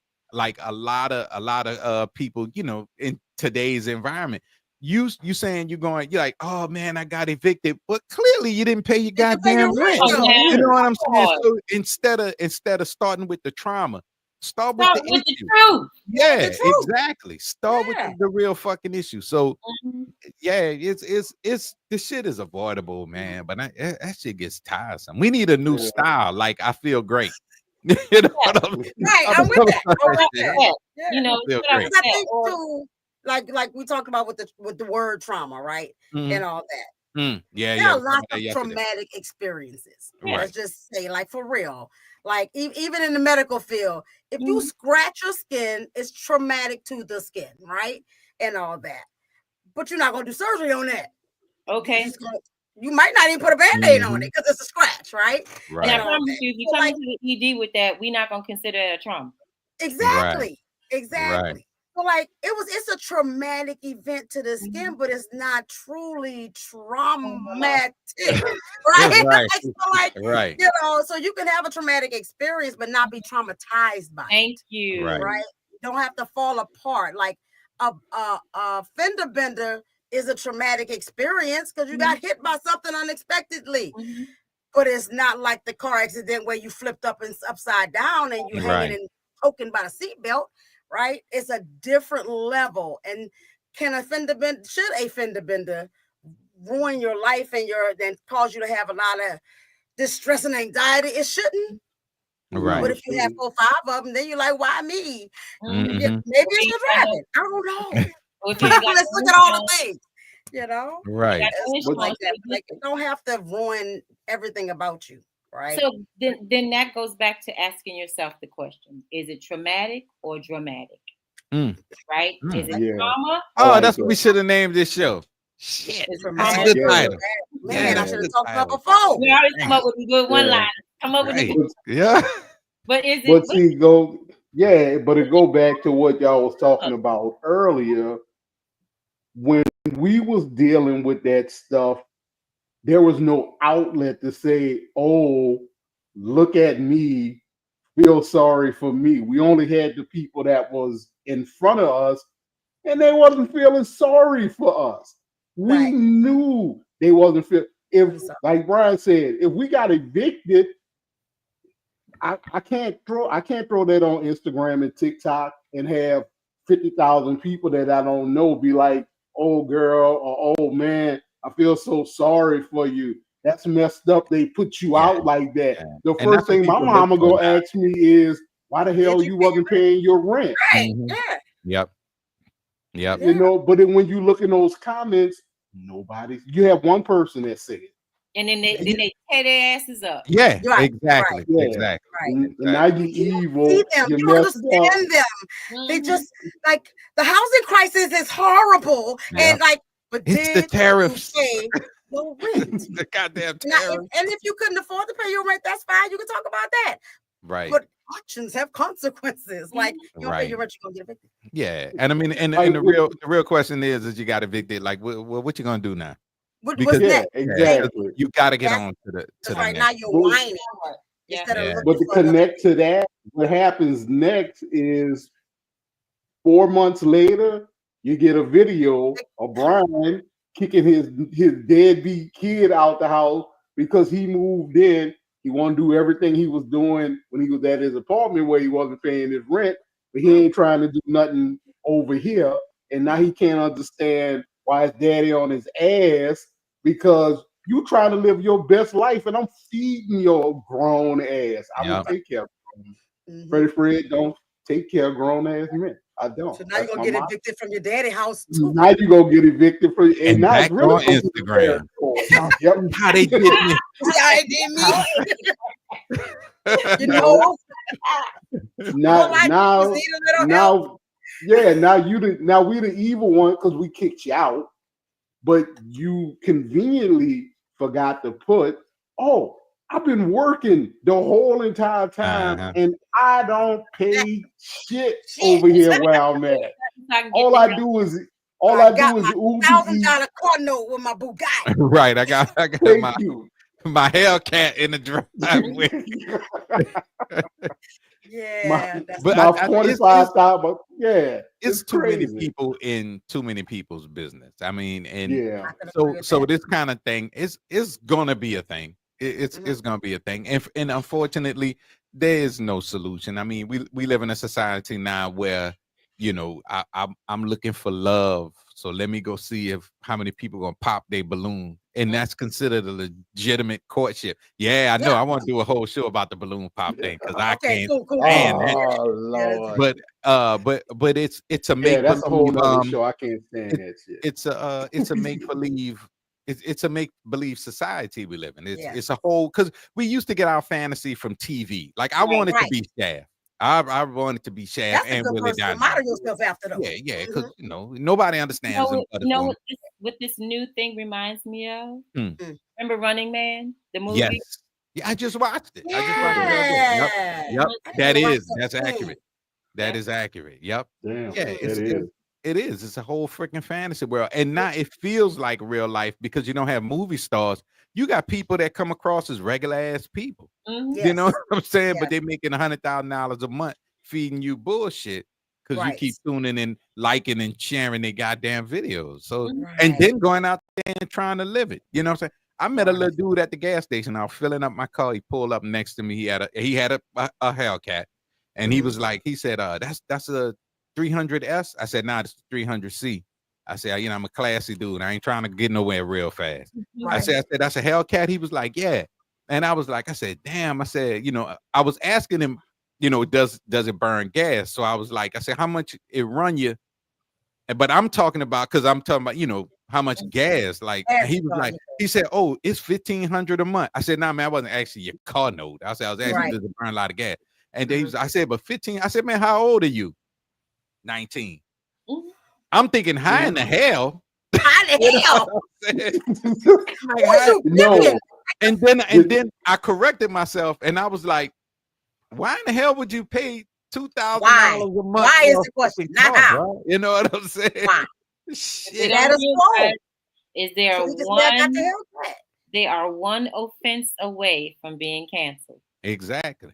Yeah. And then that Hellcat gonna be what the Heliante, right? Yep. What the Heliante? Yeah.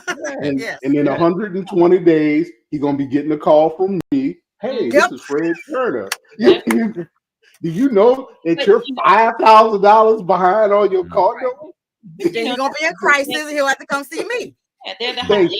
And then of course, you know, everything else fails, he's gonna have to come holler at me. Exactly. Well, you know, if his mental health is shot, his physical health is too, so he's gonna be over there.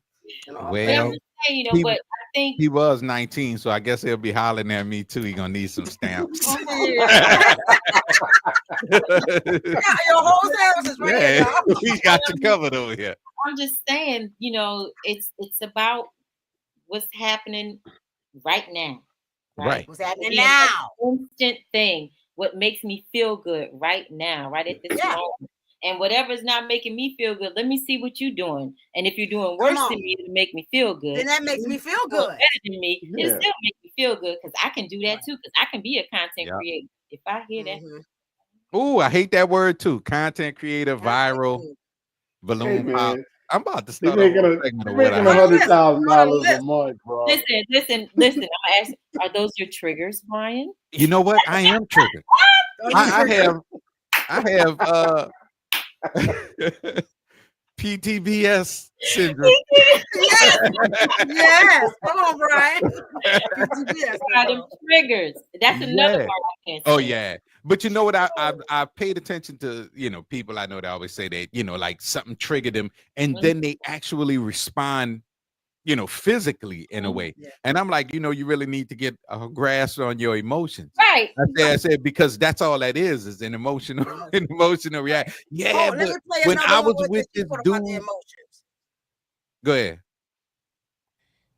So I want to say that they are not important at all because emotional fragility is at an all-time high. But that wouldn't be facts, right? That wouldn't be truth because emotions do matter. It's just that emotions are internal data. They give you insight. They are not always truth. And they are not always permission to act however you want. So your emotions, they tell you what you care about, but just because you care doesn't mean that everyone else should. They tell you that something feels off, but feeling off doesn't always mean that something is wrong.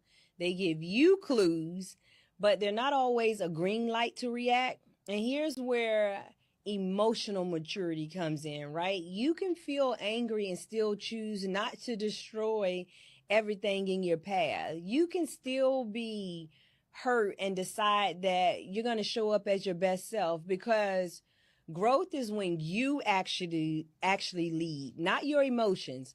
Growth is when you choose character over chaos. So yes, emotions are important enough for you to listen to them, but never so important that they should lead your life for you. And exactly. And that's exactly what I told the young lady. I'm like, I said, what you're doing is actually making a decision. You already want to act out the way you acting out, but you're gonna say that was a trigger for me. I said, but you literally push the whole nother human being to the ground and then apologize to say, oh, that's one of my triggers. Like that suddenly makes everything okay. Nobody gives a damn about your bullshit ass triggers. You know what I'm saying? And then of course it was something that happened 20 years ago. You know what I mean? But I'm like, that's again, like you said, that gives people the excuse. Right. Right. But see, and I'm telling you, everybody's been, the society has been, a little gentle, in the past, but now. Right. It's all out. Right. They tearing people up. They are coming back at it. They had, all these people trying to go viral doing dumb shit. You self-kill. Right. You gonna get killed. You're right. I saw one today. This old man, this little boy threw something. This man, y'all, he had to be in 70s or 80s. He was like an old man. And this little kid threw something at his wife. That man got up and whooped the shit out that little boy. Like his mama shit going. You hear me? Yep. And everybody sitting at the table looking at him. But that, when I say he was punching the hell, and the people that was going to help was walking slow. Right. Right. Oh no! Look what happened over there. And I saw one recently.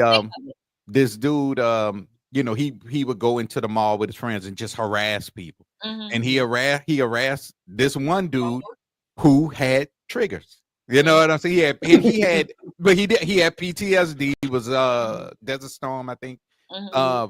The dude kept harassing. The dude kept walking away from him. You could see the dude, like, he kept putting his hands up, like, leave me alone, man, leave me alone. And the dude, the podcast, I mean, not podcast, but the jokester dude, this dude like 6'3".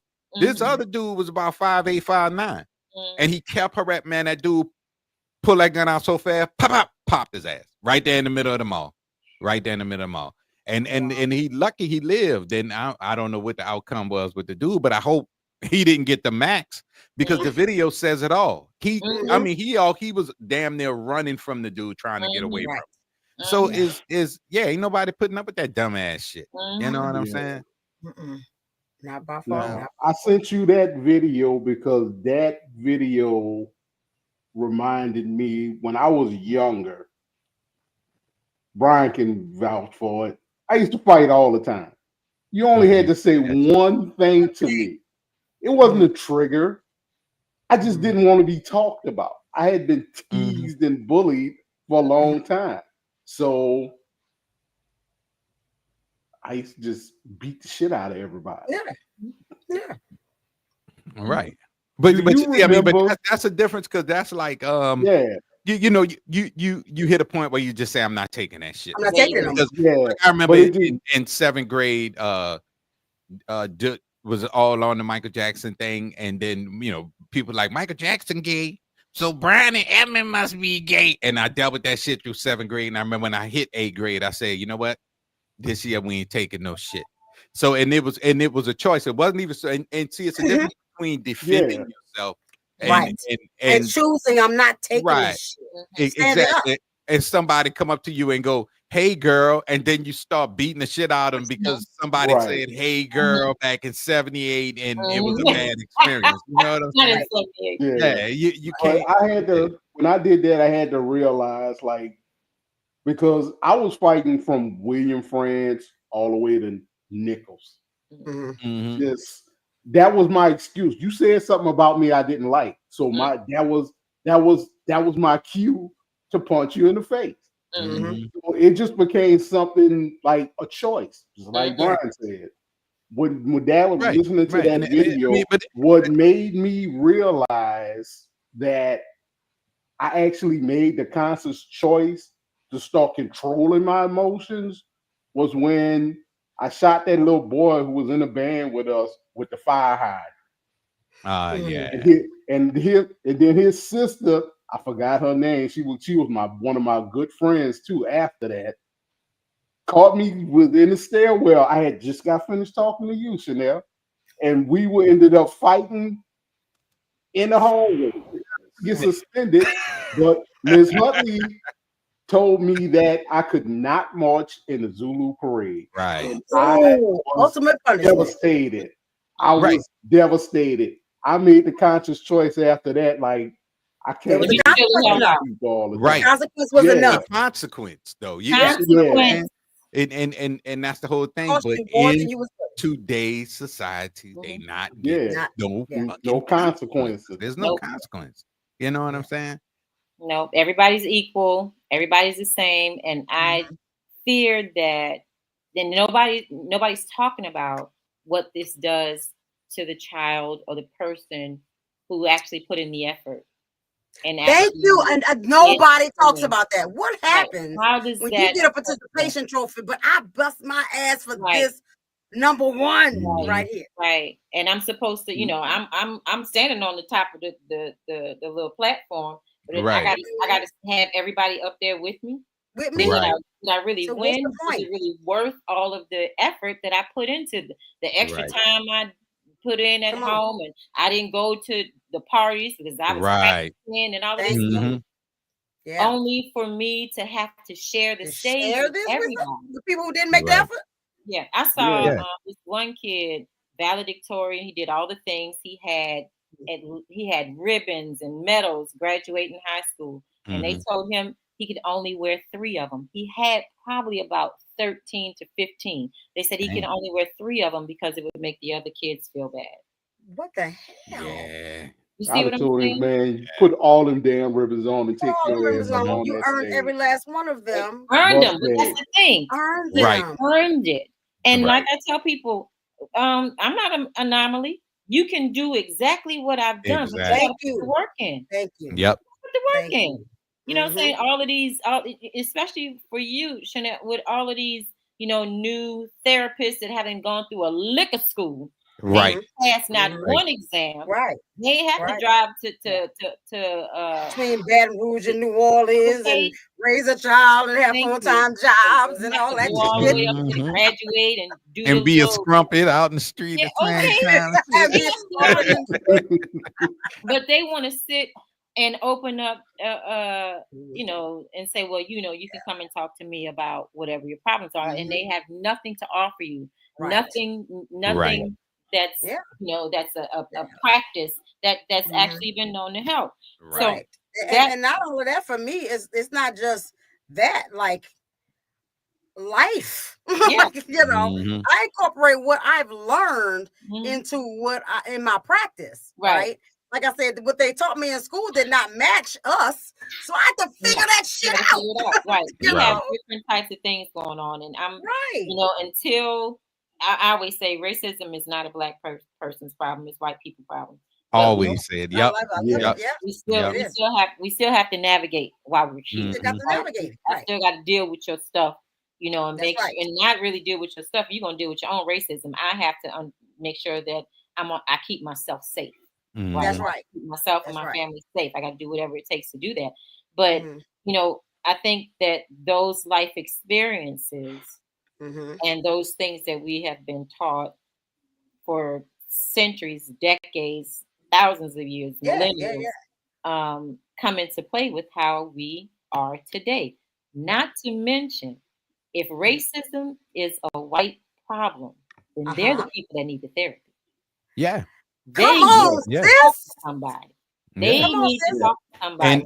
And I've constantly said, like, racism is a mental disorder. And that should be in the DSM. Because if you really ask a racist, like, for real, what can they tell you? It's like, well, it's damn it, because you're black and but that still don't make no sense. Is that not a mental disorder? That is the problem. They need some help. Yeah, but we're the ones, that get the butt end of it. But how can you hate someone who's never had an advantage ever, but you hate me because I'm taking it work, baby. I'm making it advantage. And I ain't gonna lie, I really need black people to start recognizing for a whole group of people to say you're lazy, you can't read, you can't accomplish, and you can't do. They go through hell and high water to try to stop us from doing all of these things. What I believe is they see our value way more than we see our own. You know what I'm saying? But we keep selling out for the dollar and the fake ass dream. You know what I'm saying? We out here popping balloons and looking for high value men. You know? She mentioned that the other day. She was like, people keep saying that they hate us. They love us. They adore us. There's not a thing nobody that I hate would take that much time to be talking about them, thinking about them. Like I would not, they wouldn't be a part of my life, and I just wouldn't be involved. Right. I mean, how much time on us? How much time collectively have any of you spent worrying about what white folks is doing? Yeah, really none. Not at all. Zero. I spend no time thinking about white people because they're white. You understand what I'm saying? Not because they're white. Because if somebody did a particular thing, I might be thinking about that particular thing. Right. But like overall, just because they white, I don't give it no thought. Right. I mean, they have whole think tanks on how to keep us behind. Yeah. You know what I'm saying? And we prove it in these small ways. You know what I'm saying? Like we show the power of the black dollar. We show our, we constantly have shown our innovation, our invention. Yeah, you know what I'm saying, and our natural skills, natural skills. Like people say, "Oh, we're gonna have a Great Depression." Black folks is like, "Oh, bring it on." You know what I'm saying? And the reason, that was the smoothest answer for all of us. They're like, because and what they don't have eggs, right? Because what they don't see is like when problems strike. We know how to still have good times. Y'all motherfuckers keep trying to have happy days. You understand what I'm saying? Y'all trying because y'all think y'all deserve and the biggest up we have on a lot of white people is that we know all of American history. So we already know the game plan. White people they only know America's story. Because I was telling Shawnnell, I saw these white people were commenting on sinners. And it wasn't down in it. You would think they was talking about a regular movie. They was like, oh, the graphics was so good, and oh man, I felt so bad when Stax died, and I was like, and then one black person commented and put a bunch of laughing emojis and was like, y'all really didn't get the movie. Yeah. And they were completely clueless. But that's the thing. We know y'all secrets and we know ours. Come on. And because you refuse to teach anything about us, y'all never get ours. You'll never get ours. And you keep and you like to brag on yours. You know what I'm saying? Yeah. They got it easy to read, and we know the history. We know how the Right. game go. We know what you're trying to accomplish. Right. For real, And you that's know what just we like really want when is I was just to trying be to left figure the out, fuck you alone. know, Exactly. when I was trying to figure out why my sister did not know who Harriet Tubman and Malcolm X was. I'm like, those are people you got taught stuff in school. You didn't know that? Wait, who? Who? My assistant that is no longer with Yeah, me. yeah, that. Oh, I thought you said your sister. I was like, No, what? Well, you know, the new thing is Harriet Tubman wasn't real. Yeah. I know That's the new thing. I know That's the new thing. Yeah. Yeah. Oh, what's the new thing? Harriet Tubman was not real. That was a Oh, fable. she wasn't real? Yeah. Well, That was like some little girl got on there trying to, and then she came back and tried to apologize. Said, what I was trying to say was, no, go sit down. I saw the video. Yeah. I scrolled right on past it. But yeah, you're 100% right, because when Trump fired those black generals, my son asked me, why did he fire those guys? I said, because they were doing their job. Right. And then he filled them with a bunch of DEI hires.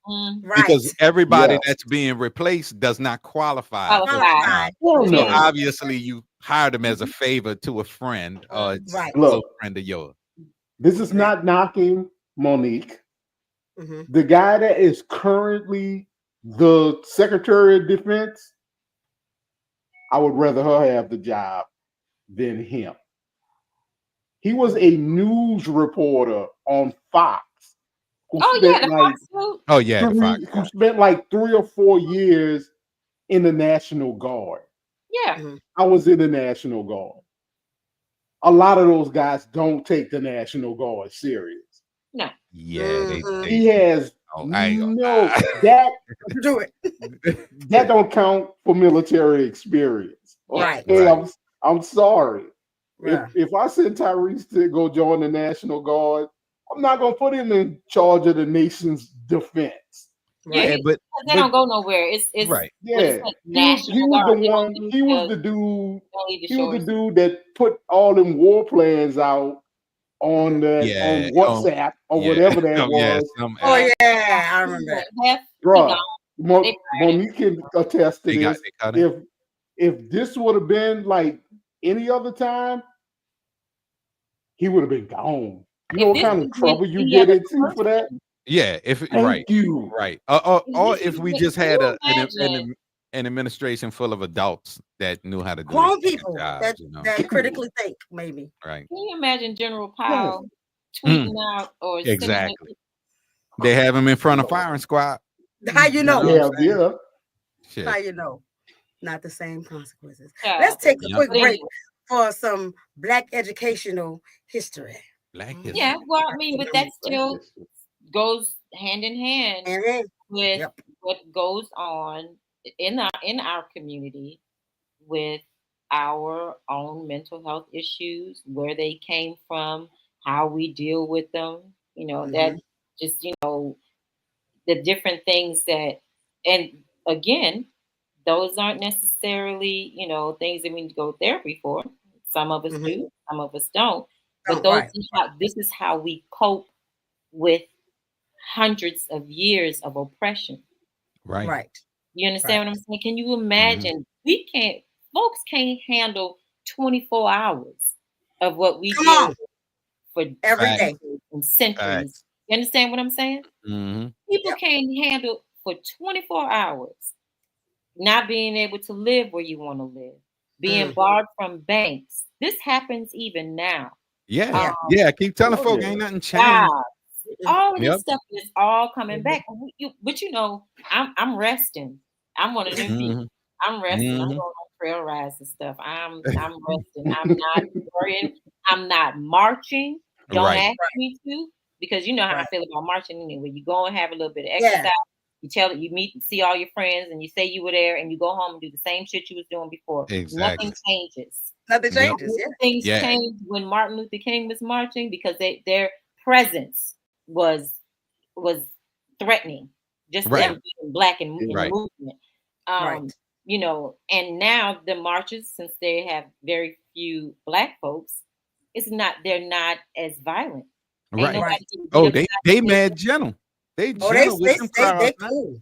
They cool in 5 cents. Very Right? professional. So Very I'm like, Oh yeah. the best way for us to stay alive is stay out there in white folk business. Stay out their business. Yeah, because it's not our problem. It's not our problem. It's not our We problem. know what to do. Like you were saying, Yeah. Brian, because it was like, oh, this and that is happening. I'm like, and look, you know how we do. We got to leave that porch light on just in case we turn off electricity. We can see it.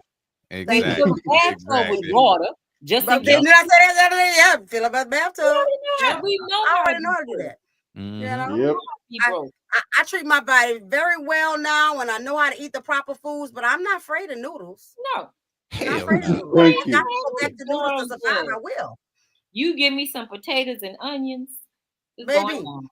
Exactly. I used to make that for dinner. That was regular. Yeah, exactly. Right. Pope people like I'm like, this is a normal fucking meal. Eggs and rice is a delicacy in my house. For real. Don't give me some can of cream corn and some sausage and onions and rice. That's a whole meal. That's a whole meal. I might make that tomorrow. I might go make that tomorroll. No, I have to make the rice. I got some rice in there and some eggs. Poking beans and weenies. Poking beans and weenies. Look, they better not give us no powdered milk, no powdered eggs. We know how to. That's what we said yesterday, didn't we? Yep. And I ain't gonna lie. Fred knew how to make them powdered eggs taste like real eggs. I ain't gonna lie.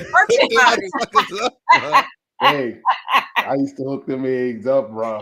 Just right balance of water. But that's the thing. It's like you can't leave us in the dirt, and then we take that same dirt and build fucking castles. Then threaten us with more dirt. It's like, nah, bro. Yeah. Listen, you know what I'm saying?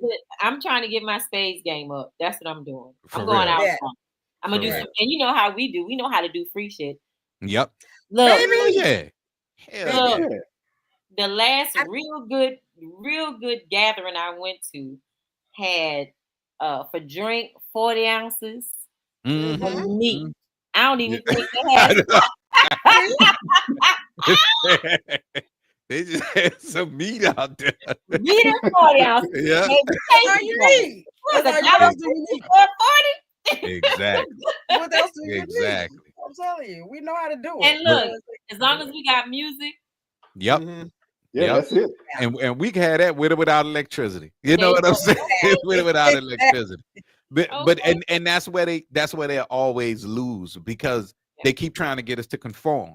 And if we can conform to their way, so then we become dependent on the shit they depended on.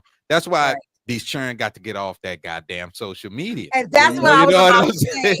Right. And that's the reason good for this conversation, because there are younger folks that don't know how to be in the struggle, and they whine about the struggle, and I don't know what to do. You won't survive this shit that they put out there. Exactly. You won't. You'll be jumping out of windows. Like, our job is to teach them, like, okay, no, this sucks. This really sucks. And like, I hate it here. And like, I want to cry too. And sometimes I do, but I still take care of all the things I got to take care of so I can survive the game. Right. Period. The feelings are real. Is it a survival thing now? Have they lost the I think I think too. I think they really think it's all right. We also have that phrase about, I'm done surviving, I'm thriving. However, surviving is part of the whole thing too, right? There are moments you're gonna have to survive in order to get to the thrive, and it goes in waves, just like everything else in life does, right? Right. You don't survive the first half and then you completely thrive the second half. No, this it's nature, it's ebbs and flows, right? Yep. Exactly. You're gonna have great times, normal life shit. Have bad times, things are gonna be using great, not so great, and you're gonna have to be okay. And that's the thing. How do you? So now I'm gonna segue into this. Now I want you to give us some ways to help people, because I don't know about how to help people. I'm burnt out with it. I'll write it down and pass them a note. Listen, what do we tell people to talk them off of these imaginary ledges? Now, I'm not saying that the feeling isn't real. No, because the feeling's real. And that's what I was going to say. You understand what I'm saying? How do we like Miss Lady said, I couldn't remember her name at the moment. No disrespect at all, because you're the bomb. But emotions are your internal signal. It tells you something is wrong or something is right or something is something, right? It's just like, hey, be afraid of that thing over there, that bear about to get you, right? Stuff like that. Oh, ouch, you got hurt by something or somebody or whatever the case may be. That's an indicator that something ain't quite right, right? And you got to feel that. You got to complete. It's okay, like we said, to feel all of the damn feelings. If you sad, feel damn sad. You lost your mama, you should. It's appropriate for you to be sad, right? I don't know why I can't get over. You're not supposed to get over it. You're supposed to learn now how to live without that person physically here, right? And all that. So these are appropriate feelings. You're supposed to be disappointed when things don't go your way. That's the feeling. Frustration is a feeling. So most people don't have the tools and the words to identify those feelings first, right? So be able to identify what it is you are feeling. And it's cool for you to connect it to how I felt this way, my mama did this, whatever. But again, that's your thing to heal. That's your thing. We just talked about how parents ain't perfect by any means. My children did not walk away unscathed. Right. And neither were theirs. Right. And but it's up to them to heal the thing that I couldn't give them. You gave that part of their inner child, they have to parent themselves, right? And all that. But feel the feeling, let it go, and continue to thrive. Right? You got to be able to deal with the tough times in the midst of the in between times. And whether you go and see a therapist, not going to see a therapist, talking to your best friend, whoever it is that is helpful, as long as your help don't keep you in bondage, as long as your help is not helping you repeat the same cycle, as long as the help ain't got you stuck in a cage, right? Then accept the help and use it to move yourself forward, right? And that don't mean you ain't never going to deal with the thing again. Right. Because I got people that did they work and they're like, I don't understand. I thought I was past this. No. Just like you'll never not miss your mama once she gone. I will never not miss my mama. But now I can think of my mama and smile and not have to cry. Right? I've learned how to live with her in her spirit form now. I don't need the physical, even though it'll be great. But if she showed up right now, I would have a fit. Be like, what the hell? Yes, like wait a minute. Yep. Wait a minute, right? So. But it was just an adjustment that I had to make in order to accept the spirit form of my mother rather than be dependent upon the physical form. Right. So that's with any and everything else. When you're going through the thing, go through the damn thing. Stop avoiding the thing. All those things, every obstacle. I say every obstacle is there for you to grow. And just understanding that if you happen to feel that feeling again, it's not a setback. Nah, it's a reminder. Right. It's a reminder. Just like I tell people, like there's a difference between seeing red flags or recognizing red flags and looking for red flags. That's another thing. I know that word triggers me. It does. Again. That's why I was like, oh, that's a red flag. Was it? Right. Or was that something that regular dudes do? He called me. Thank you. Red flag. He too needy. Girl. Yeah. And then that's a trigger for me. You'll never call me at all. That would be a red flag. Shut your dumb ass. You don't even know. And that's people that's looking for flaws. You're looking for the negative. You're looking for something and all that. It's okay if you used to date someone with narcissistic tendencies. They might not have been a narcissist. They might have had some tendencies. We all do. I'm sure. Because we all do. If you operate in any form of your ego at any time, you've been narcissistic. And so it's okay for you to you've dated someone that was like that, and now you can see those things when they happen. Again, that's the emotional signal for you to say, okay, just keep your eyes open. If you see this repeating, you see a pattern of behavior, break camp, right? Yeah. And then you have to make the choice, the decision to actually break camp.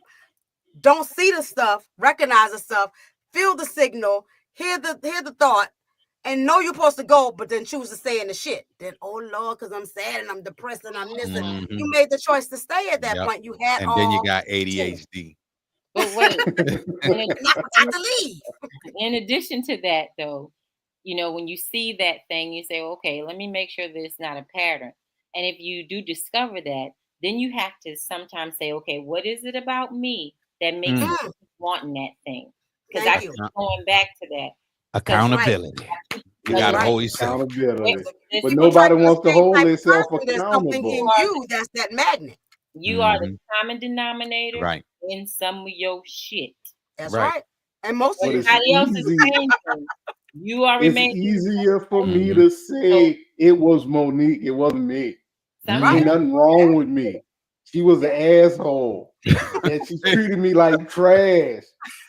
And that's where the real friend come in. Because then they could be like, no, dog, that was you. That was you. I know you. You are an asshole. Yeah. You know. And if you come to me for your therapist, I will tell you that was you. Yeah. That was I'm just saying sometimes you have to say, okay, what is it in me that keeps making me go not that I'm not attracting that person. I'm attracted to that person. Right? Yeah. So that's when you take that. Why all those? I think you're attracting it too. Well, but I definitely think you're attracting it. But whatever is in you that's needy for that thing. But the way that you're attracting it is you're going after it. Right. Yeah, you chasing it down. You chasing that. You know what I'm saying? And of course it's gonna be attractive. I think you have that deficiency on your forehead for them. It's like pimps know who to pimp. Right. Right on. Right. I mean, I'm not saying I'm a pimp.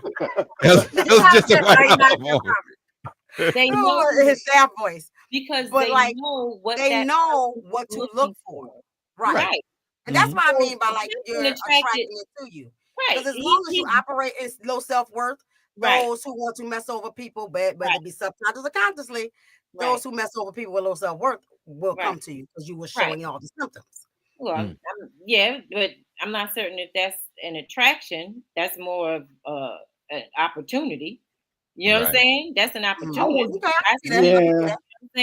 I would call that. Yeah, I might have to agree with Monique on that one. I just feel like you can hunt out insecurity. Yeah, right. You can if that's the person you look for, you could. I can hunt out insecurity. But if I can hunt out if you weak. I can hunt out if you're needy. Right. If you just need somebody. I know what to tell you. Right. I know what to say to be like, oh, he's the one. And I know you're gonna probably put up with my BS for the next 3 to 5 years until somebody get in your ear and make you realize, girl, he ain't shit. Girl, he ain't shit. And you're probably the fourth person that I have come to that has done that because I am attracted to you. I want that thing. You an opportunist. Like, shoot, if you gonna pay for you want it, then I got it. Ass, okay, I can see that. Right. I can see that. There have been instances with some women who will get with a dude that ain't even nothing like that. And will make them turn into that because that's who she is. Because that's what they want. Yeah, them mold them. Yeah, mold them into what they want. You know how they say you treat people how you teach people how to treat you. How to treat you? Yeah. And sometimes people learn it. You know? Willingly. You gonna keep bitching about me going to work? I'm gonna stay home. Exactly. Right. Yeah, before you know it, you ain't got no job. You like then those women be mad when that man leaves and does better with somebody else. Right. And does all the things that other person that they didn't do with that woman, right? Right. Well, that's because you had no expectations. Right. There you go.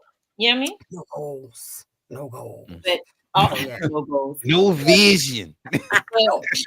I wanted to say this about our children. One of the best things that happens to me from time to time, because I get to talk to Todd on the regular, is to hear him tell his children the things that we told him. Yeah. That's so yeah. And he always tell me that. He always tell me about that. That is cool. Yep. It is cool to hear that. Turn out all them lights. All of them, many of them. I was in tears. Black Wow. this house out. You're running my water bill up. That boy was losing his mind. And son, what's wrong with you? Why you doing? Don't do that. I was like, don't do that. That sounds familiar. Uh-huh. That makes me They make you proud. They make you proud. I know I am. It do, man. It do. I heard Fred one day. I was on the phone with him. It was after 9 o'clock. His little stepkids was going in the kitchen. He was like, "Hey, it's 9 o'clock. Kitchen closed." I'm like, "Oh, that's the same thing I used to tell him." Yeah. Gotta shut that down.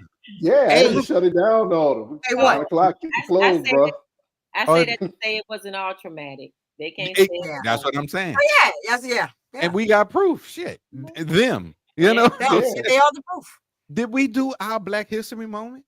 Oh no, let me hit it for you. There's a Black History moment. Oh yeah. Oh yeah. We do Black History. Every day is Black History month around here. At least every Sunday. Around here. This is a black show. Yeah, at least every Sunday. You know what breaks my heart? That we talk about Tuskegee like it was some sort of isolated betrayal, like it was the medical horror story that Black people endured. But what if I told you while our uncles were being lied to in Alabama, our brothers in Philly were being burned alive from the inside out by dermatologists? Holmesburg Prison, Northeast Philly. From the 1950s through the 1970s, Black men, most of them poor, most of them awaiting trial, not even sentenced, were used as human test subjects. Not for science fiction, but for real-life corporate contracts. Companies like Johnson & Johnson, Dow Chemicals, and even the U.S. Army. They partnered with a dermatologist named Dr. Albert Kingman. He walked into that prison and said verbatim, "It was like a farmer seeing a field ripe for harvest." He said that. About Black men in cages. They tested lotions and shampoos, but they also tested Agent Orange and radioactive isotopes, and chemicals that literally ate through skin. They'd apply the product, cover it with a bandage, and leave it. For days, men were left with burns, keloids, lifelong pain, and no real explanation for what was done to them. Were they told? Kinda. They signed forms, but what does consent really mean when you're desperate? When you're broke, dehumanized, and just trying to survive prison?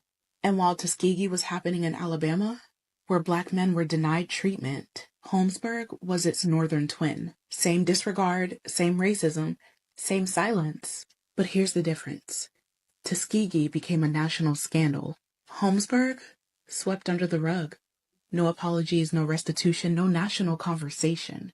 So when people ask why we don't trust the medical system, it's not just because of Tuskegee. It's because of places like Holmesburg. Places they still won't talk about. Because if the nation admitted that it happened there, they'd have to admit that it could happen anywhere. And if you don't have justice, you don't have closure. Just wounds they keep trying to gaslight us into forgetting. We can't win no fucking shit. And they be wondering why y'all so upset? Why y'all keep talking about this? Why y'all keep bringing this stuff up? Get over it. That was a long time ago. Bitch, that was less than 50 years ago. It was yesterday. Your mama's still alive, right? Yeah. Exactly. Yeah. My mama died at 60, y'all, and I am 53. So, like, come on, man. Right. Stop. That's crazy. Yeah. That's crazy. I did not know about that. Yeah, I like her channel. She do a lot of good stuff. I'm not surprised by it though. I mean, because I'm not you got no rights anyway. You know, the new slavery. So the first thing I thought, Shawnnell, was the vulnerable population. Yeah, and how there are laws now that you can't do experiments. Now it's the laws. Now I ain't saying they it ain't happening. Right. Children, pregnant women, incarcerated folks, the elderly are all supposed to be protected. Now I can't say that that's the truth. They are right. Yeah. But the health and food is going away, so I don't know what they're doing now. All we need to do is take that little clause out of the Constitution where they said that people would free except if you go to jail. Oh yeah. Is that little clause in there that's been in there forever. Since they freed the slaves. Right. And Right. nobody Needed a backup figured it plan. out.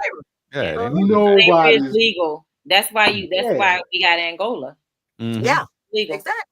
Yep. Exactly. Then all of a Hanging, sudden, all everything that. was illegal. Right. Everything. But You know what I'm saying? we Think only about loitering. Just think about loitering. Yeah, but Just they stand was around picking them doing people up for law. Like if they stopped at the corner to exactly. wait That's till it was loitering. safe to cross the street, it was Exactly. picking them up That's for loitering. loitering. Like you're standing on this corner, you're blacking. That's it.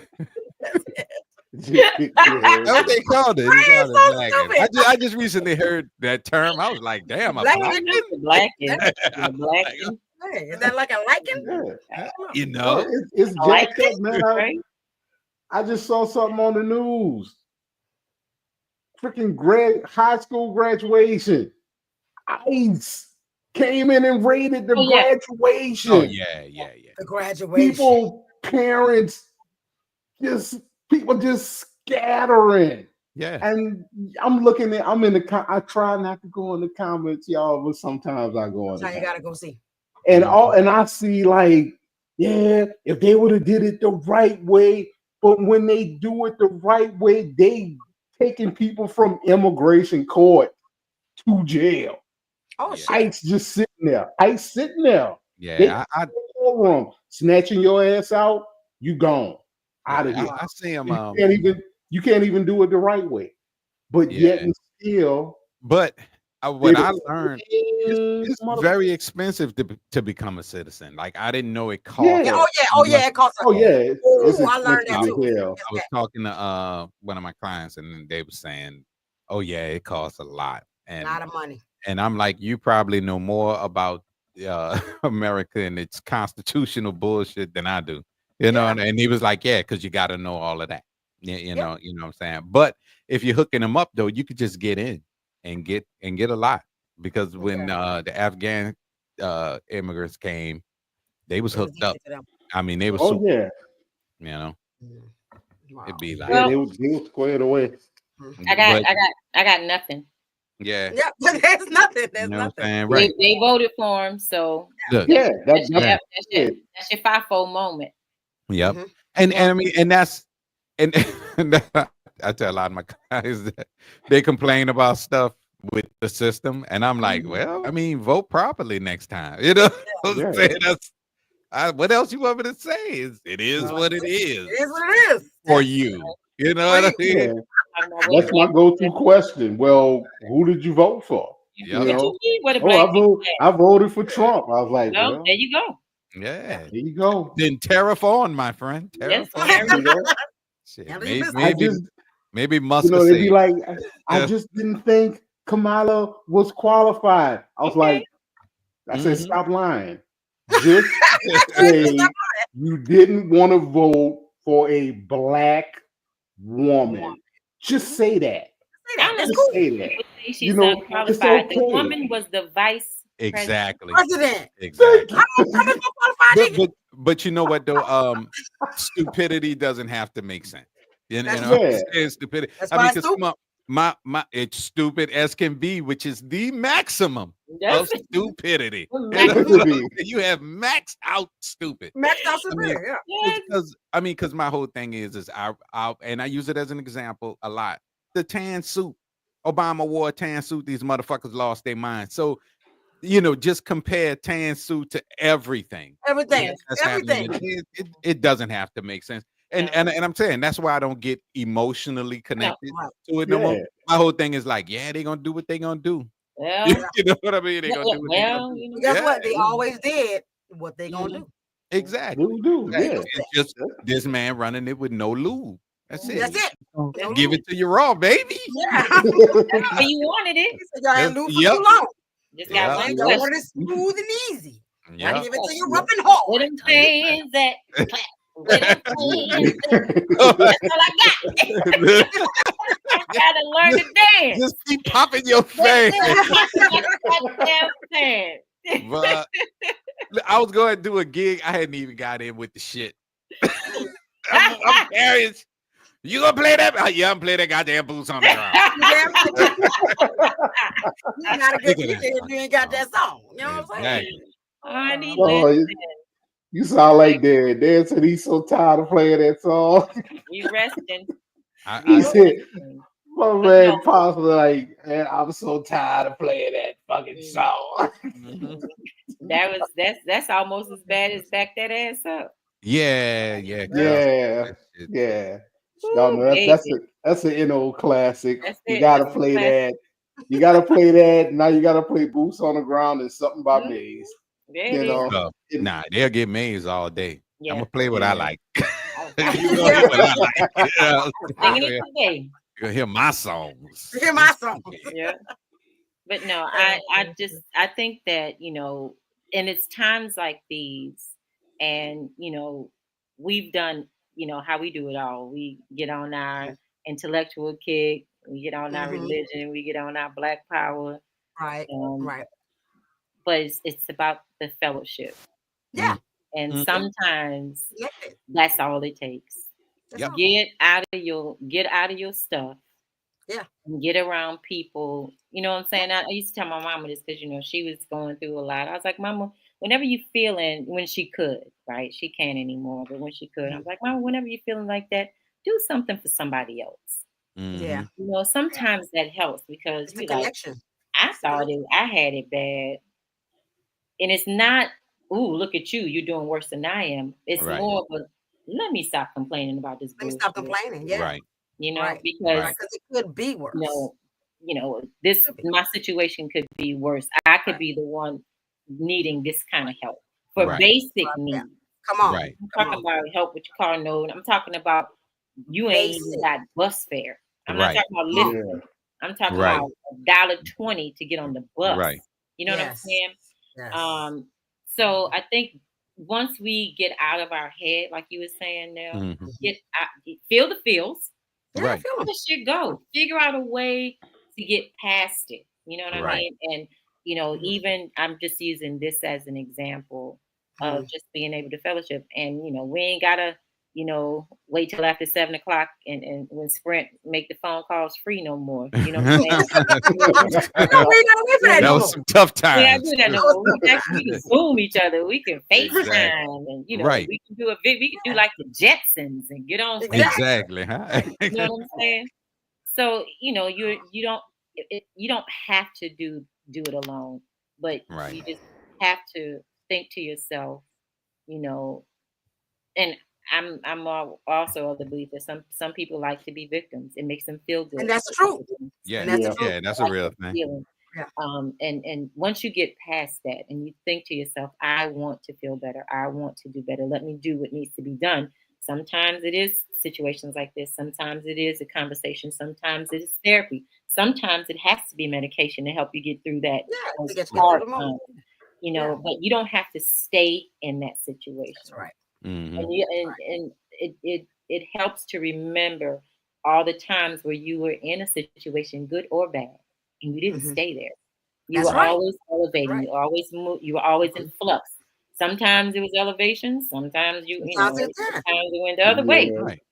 As long as you're living and breathing, you always have an opportunity to move into a positive direction for yourself. You know what I'm saying? So I think that just making sure that now, like you were saying, you make those connections.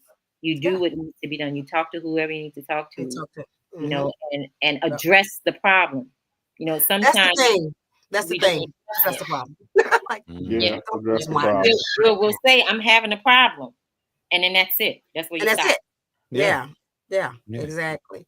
I read something the other day or last week, whenever that was, that said everything became okay for me once I realized that even the steps backward was a part of the dance.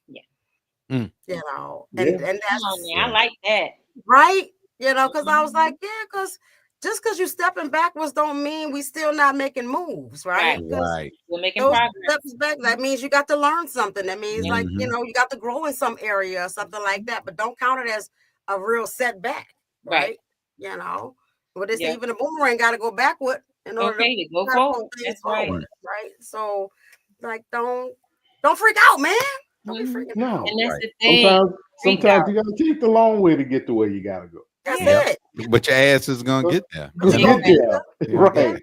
Ain't no shortcuts. Your route is just different than everybody else's. You know? The shortcuts sometimes take longer than just going straight away. Exactly. And I promise you'll get something out of it. I promise you will. You know what I'm saying? So everybody got any other final thoughts before we roll out? Keep your boots on the ground. Where them phase at? Listen, if Michelle Obama learned it, damn it, she ain't gonna outdo me. God damn. Oh yeah, she sure did. I don't even know that shit. I'll be trying to get it together. It's all right. I'm gonna get us a PTBS fan. Oh, okay. Yeah. We can do it. I can make some. Yeah. You know, make us a fan. We can pop our fan. I'll pop a fan. Brian reminded me that it's Men's Mental Health Awareness Month. Yep, this is Men's Mental Health. Oh yeah, sure is. Yeah. Be aware. A men's mental health show before the month is out. You know what? We sure are. Let's bet you're doggone right. Yeah. So either next Sunday or the Sunday after that. Well, next Sunday, when is Father's Day? Next Sunday. The 15th. Yeah. Next Sunday? Yeah. Okay. Yeah, damn, I'm not gonna be I here. ain't gonna be here either. I'm not gonna be here, so maybe I can have a ladies show that night. You can have you can have a ladies' night on Father's Day. Thank you so much, co-host. Right. Yeah, and show us some love. The last Sunday could be y'all men's mental health. All right. Yeah. Thank y'all for helping us plan the rest of the shows. All right. For inviting me. I always love appreciate you. You know that. Yeah, no, but it's not even really an invite. You're kind of like a regular. You just don't show up regularly. Yeah, you just don't show up regularly. Listen, you also are our physical health expert. You know what I'm saying? Like you all about the you are such an expert on that. I only got one job now. All right. Are we good to go? No more overnights. Okay. You ready? You moving on there? Banker's hours. Miss the money, but I'll miss it being tired. Yep, exactly. Before we roll, always remember that we are conscious, we are aware, we stay prepared, but we ain't never scared. God damn it. Never scared. So everybody, y'all, thank you for all of my co-hosts and my medical expert and all that. And because she's my sister cousin. That's right. And all that. And y'all choose to have a no bullshit kind of week. Indeed, people. Have a good one, y'all.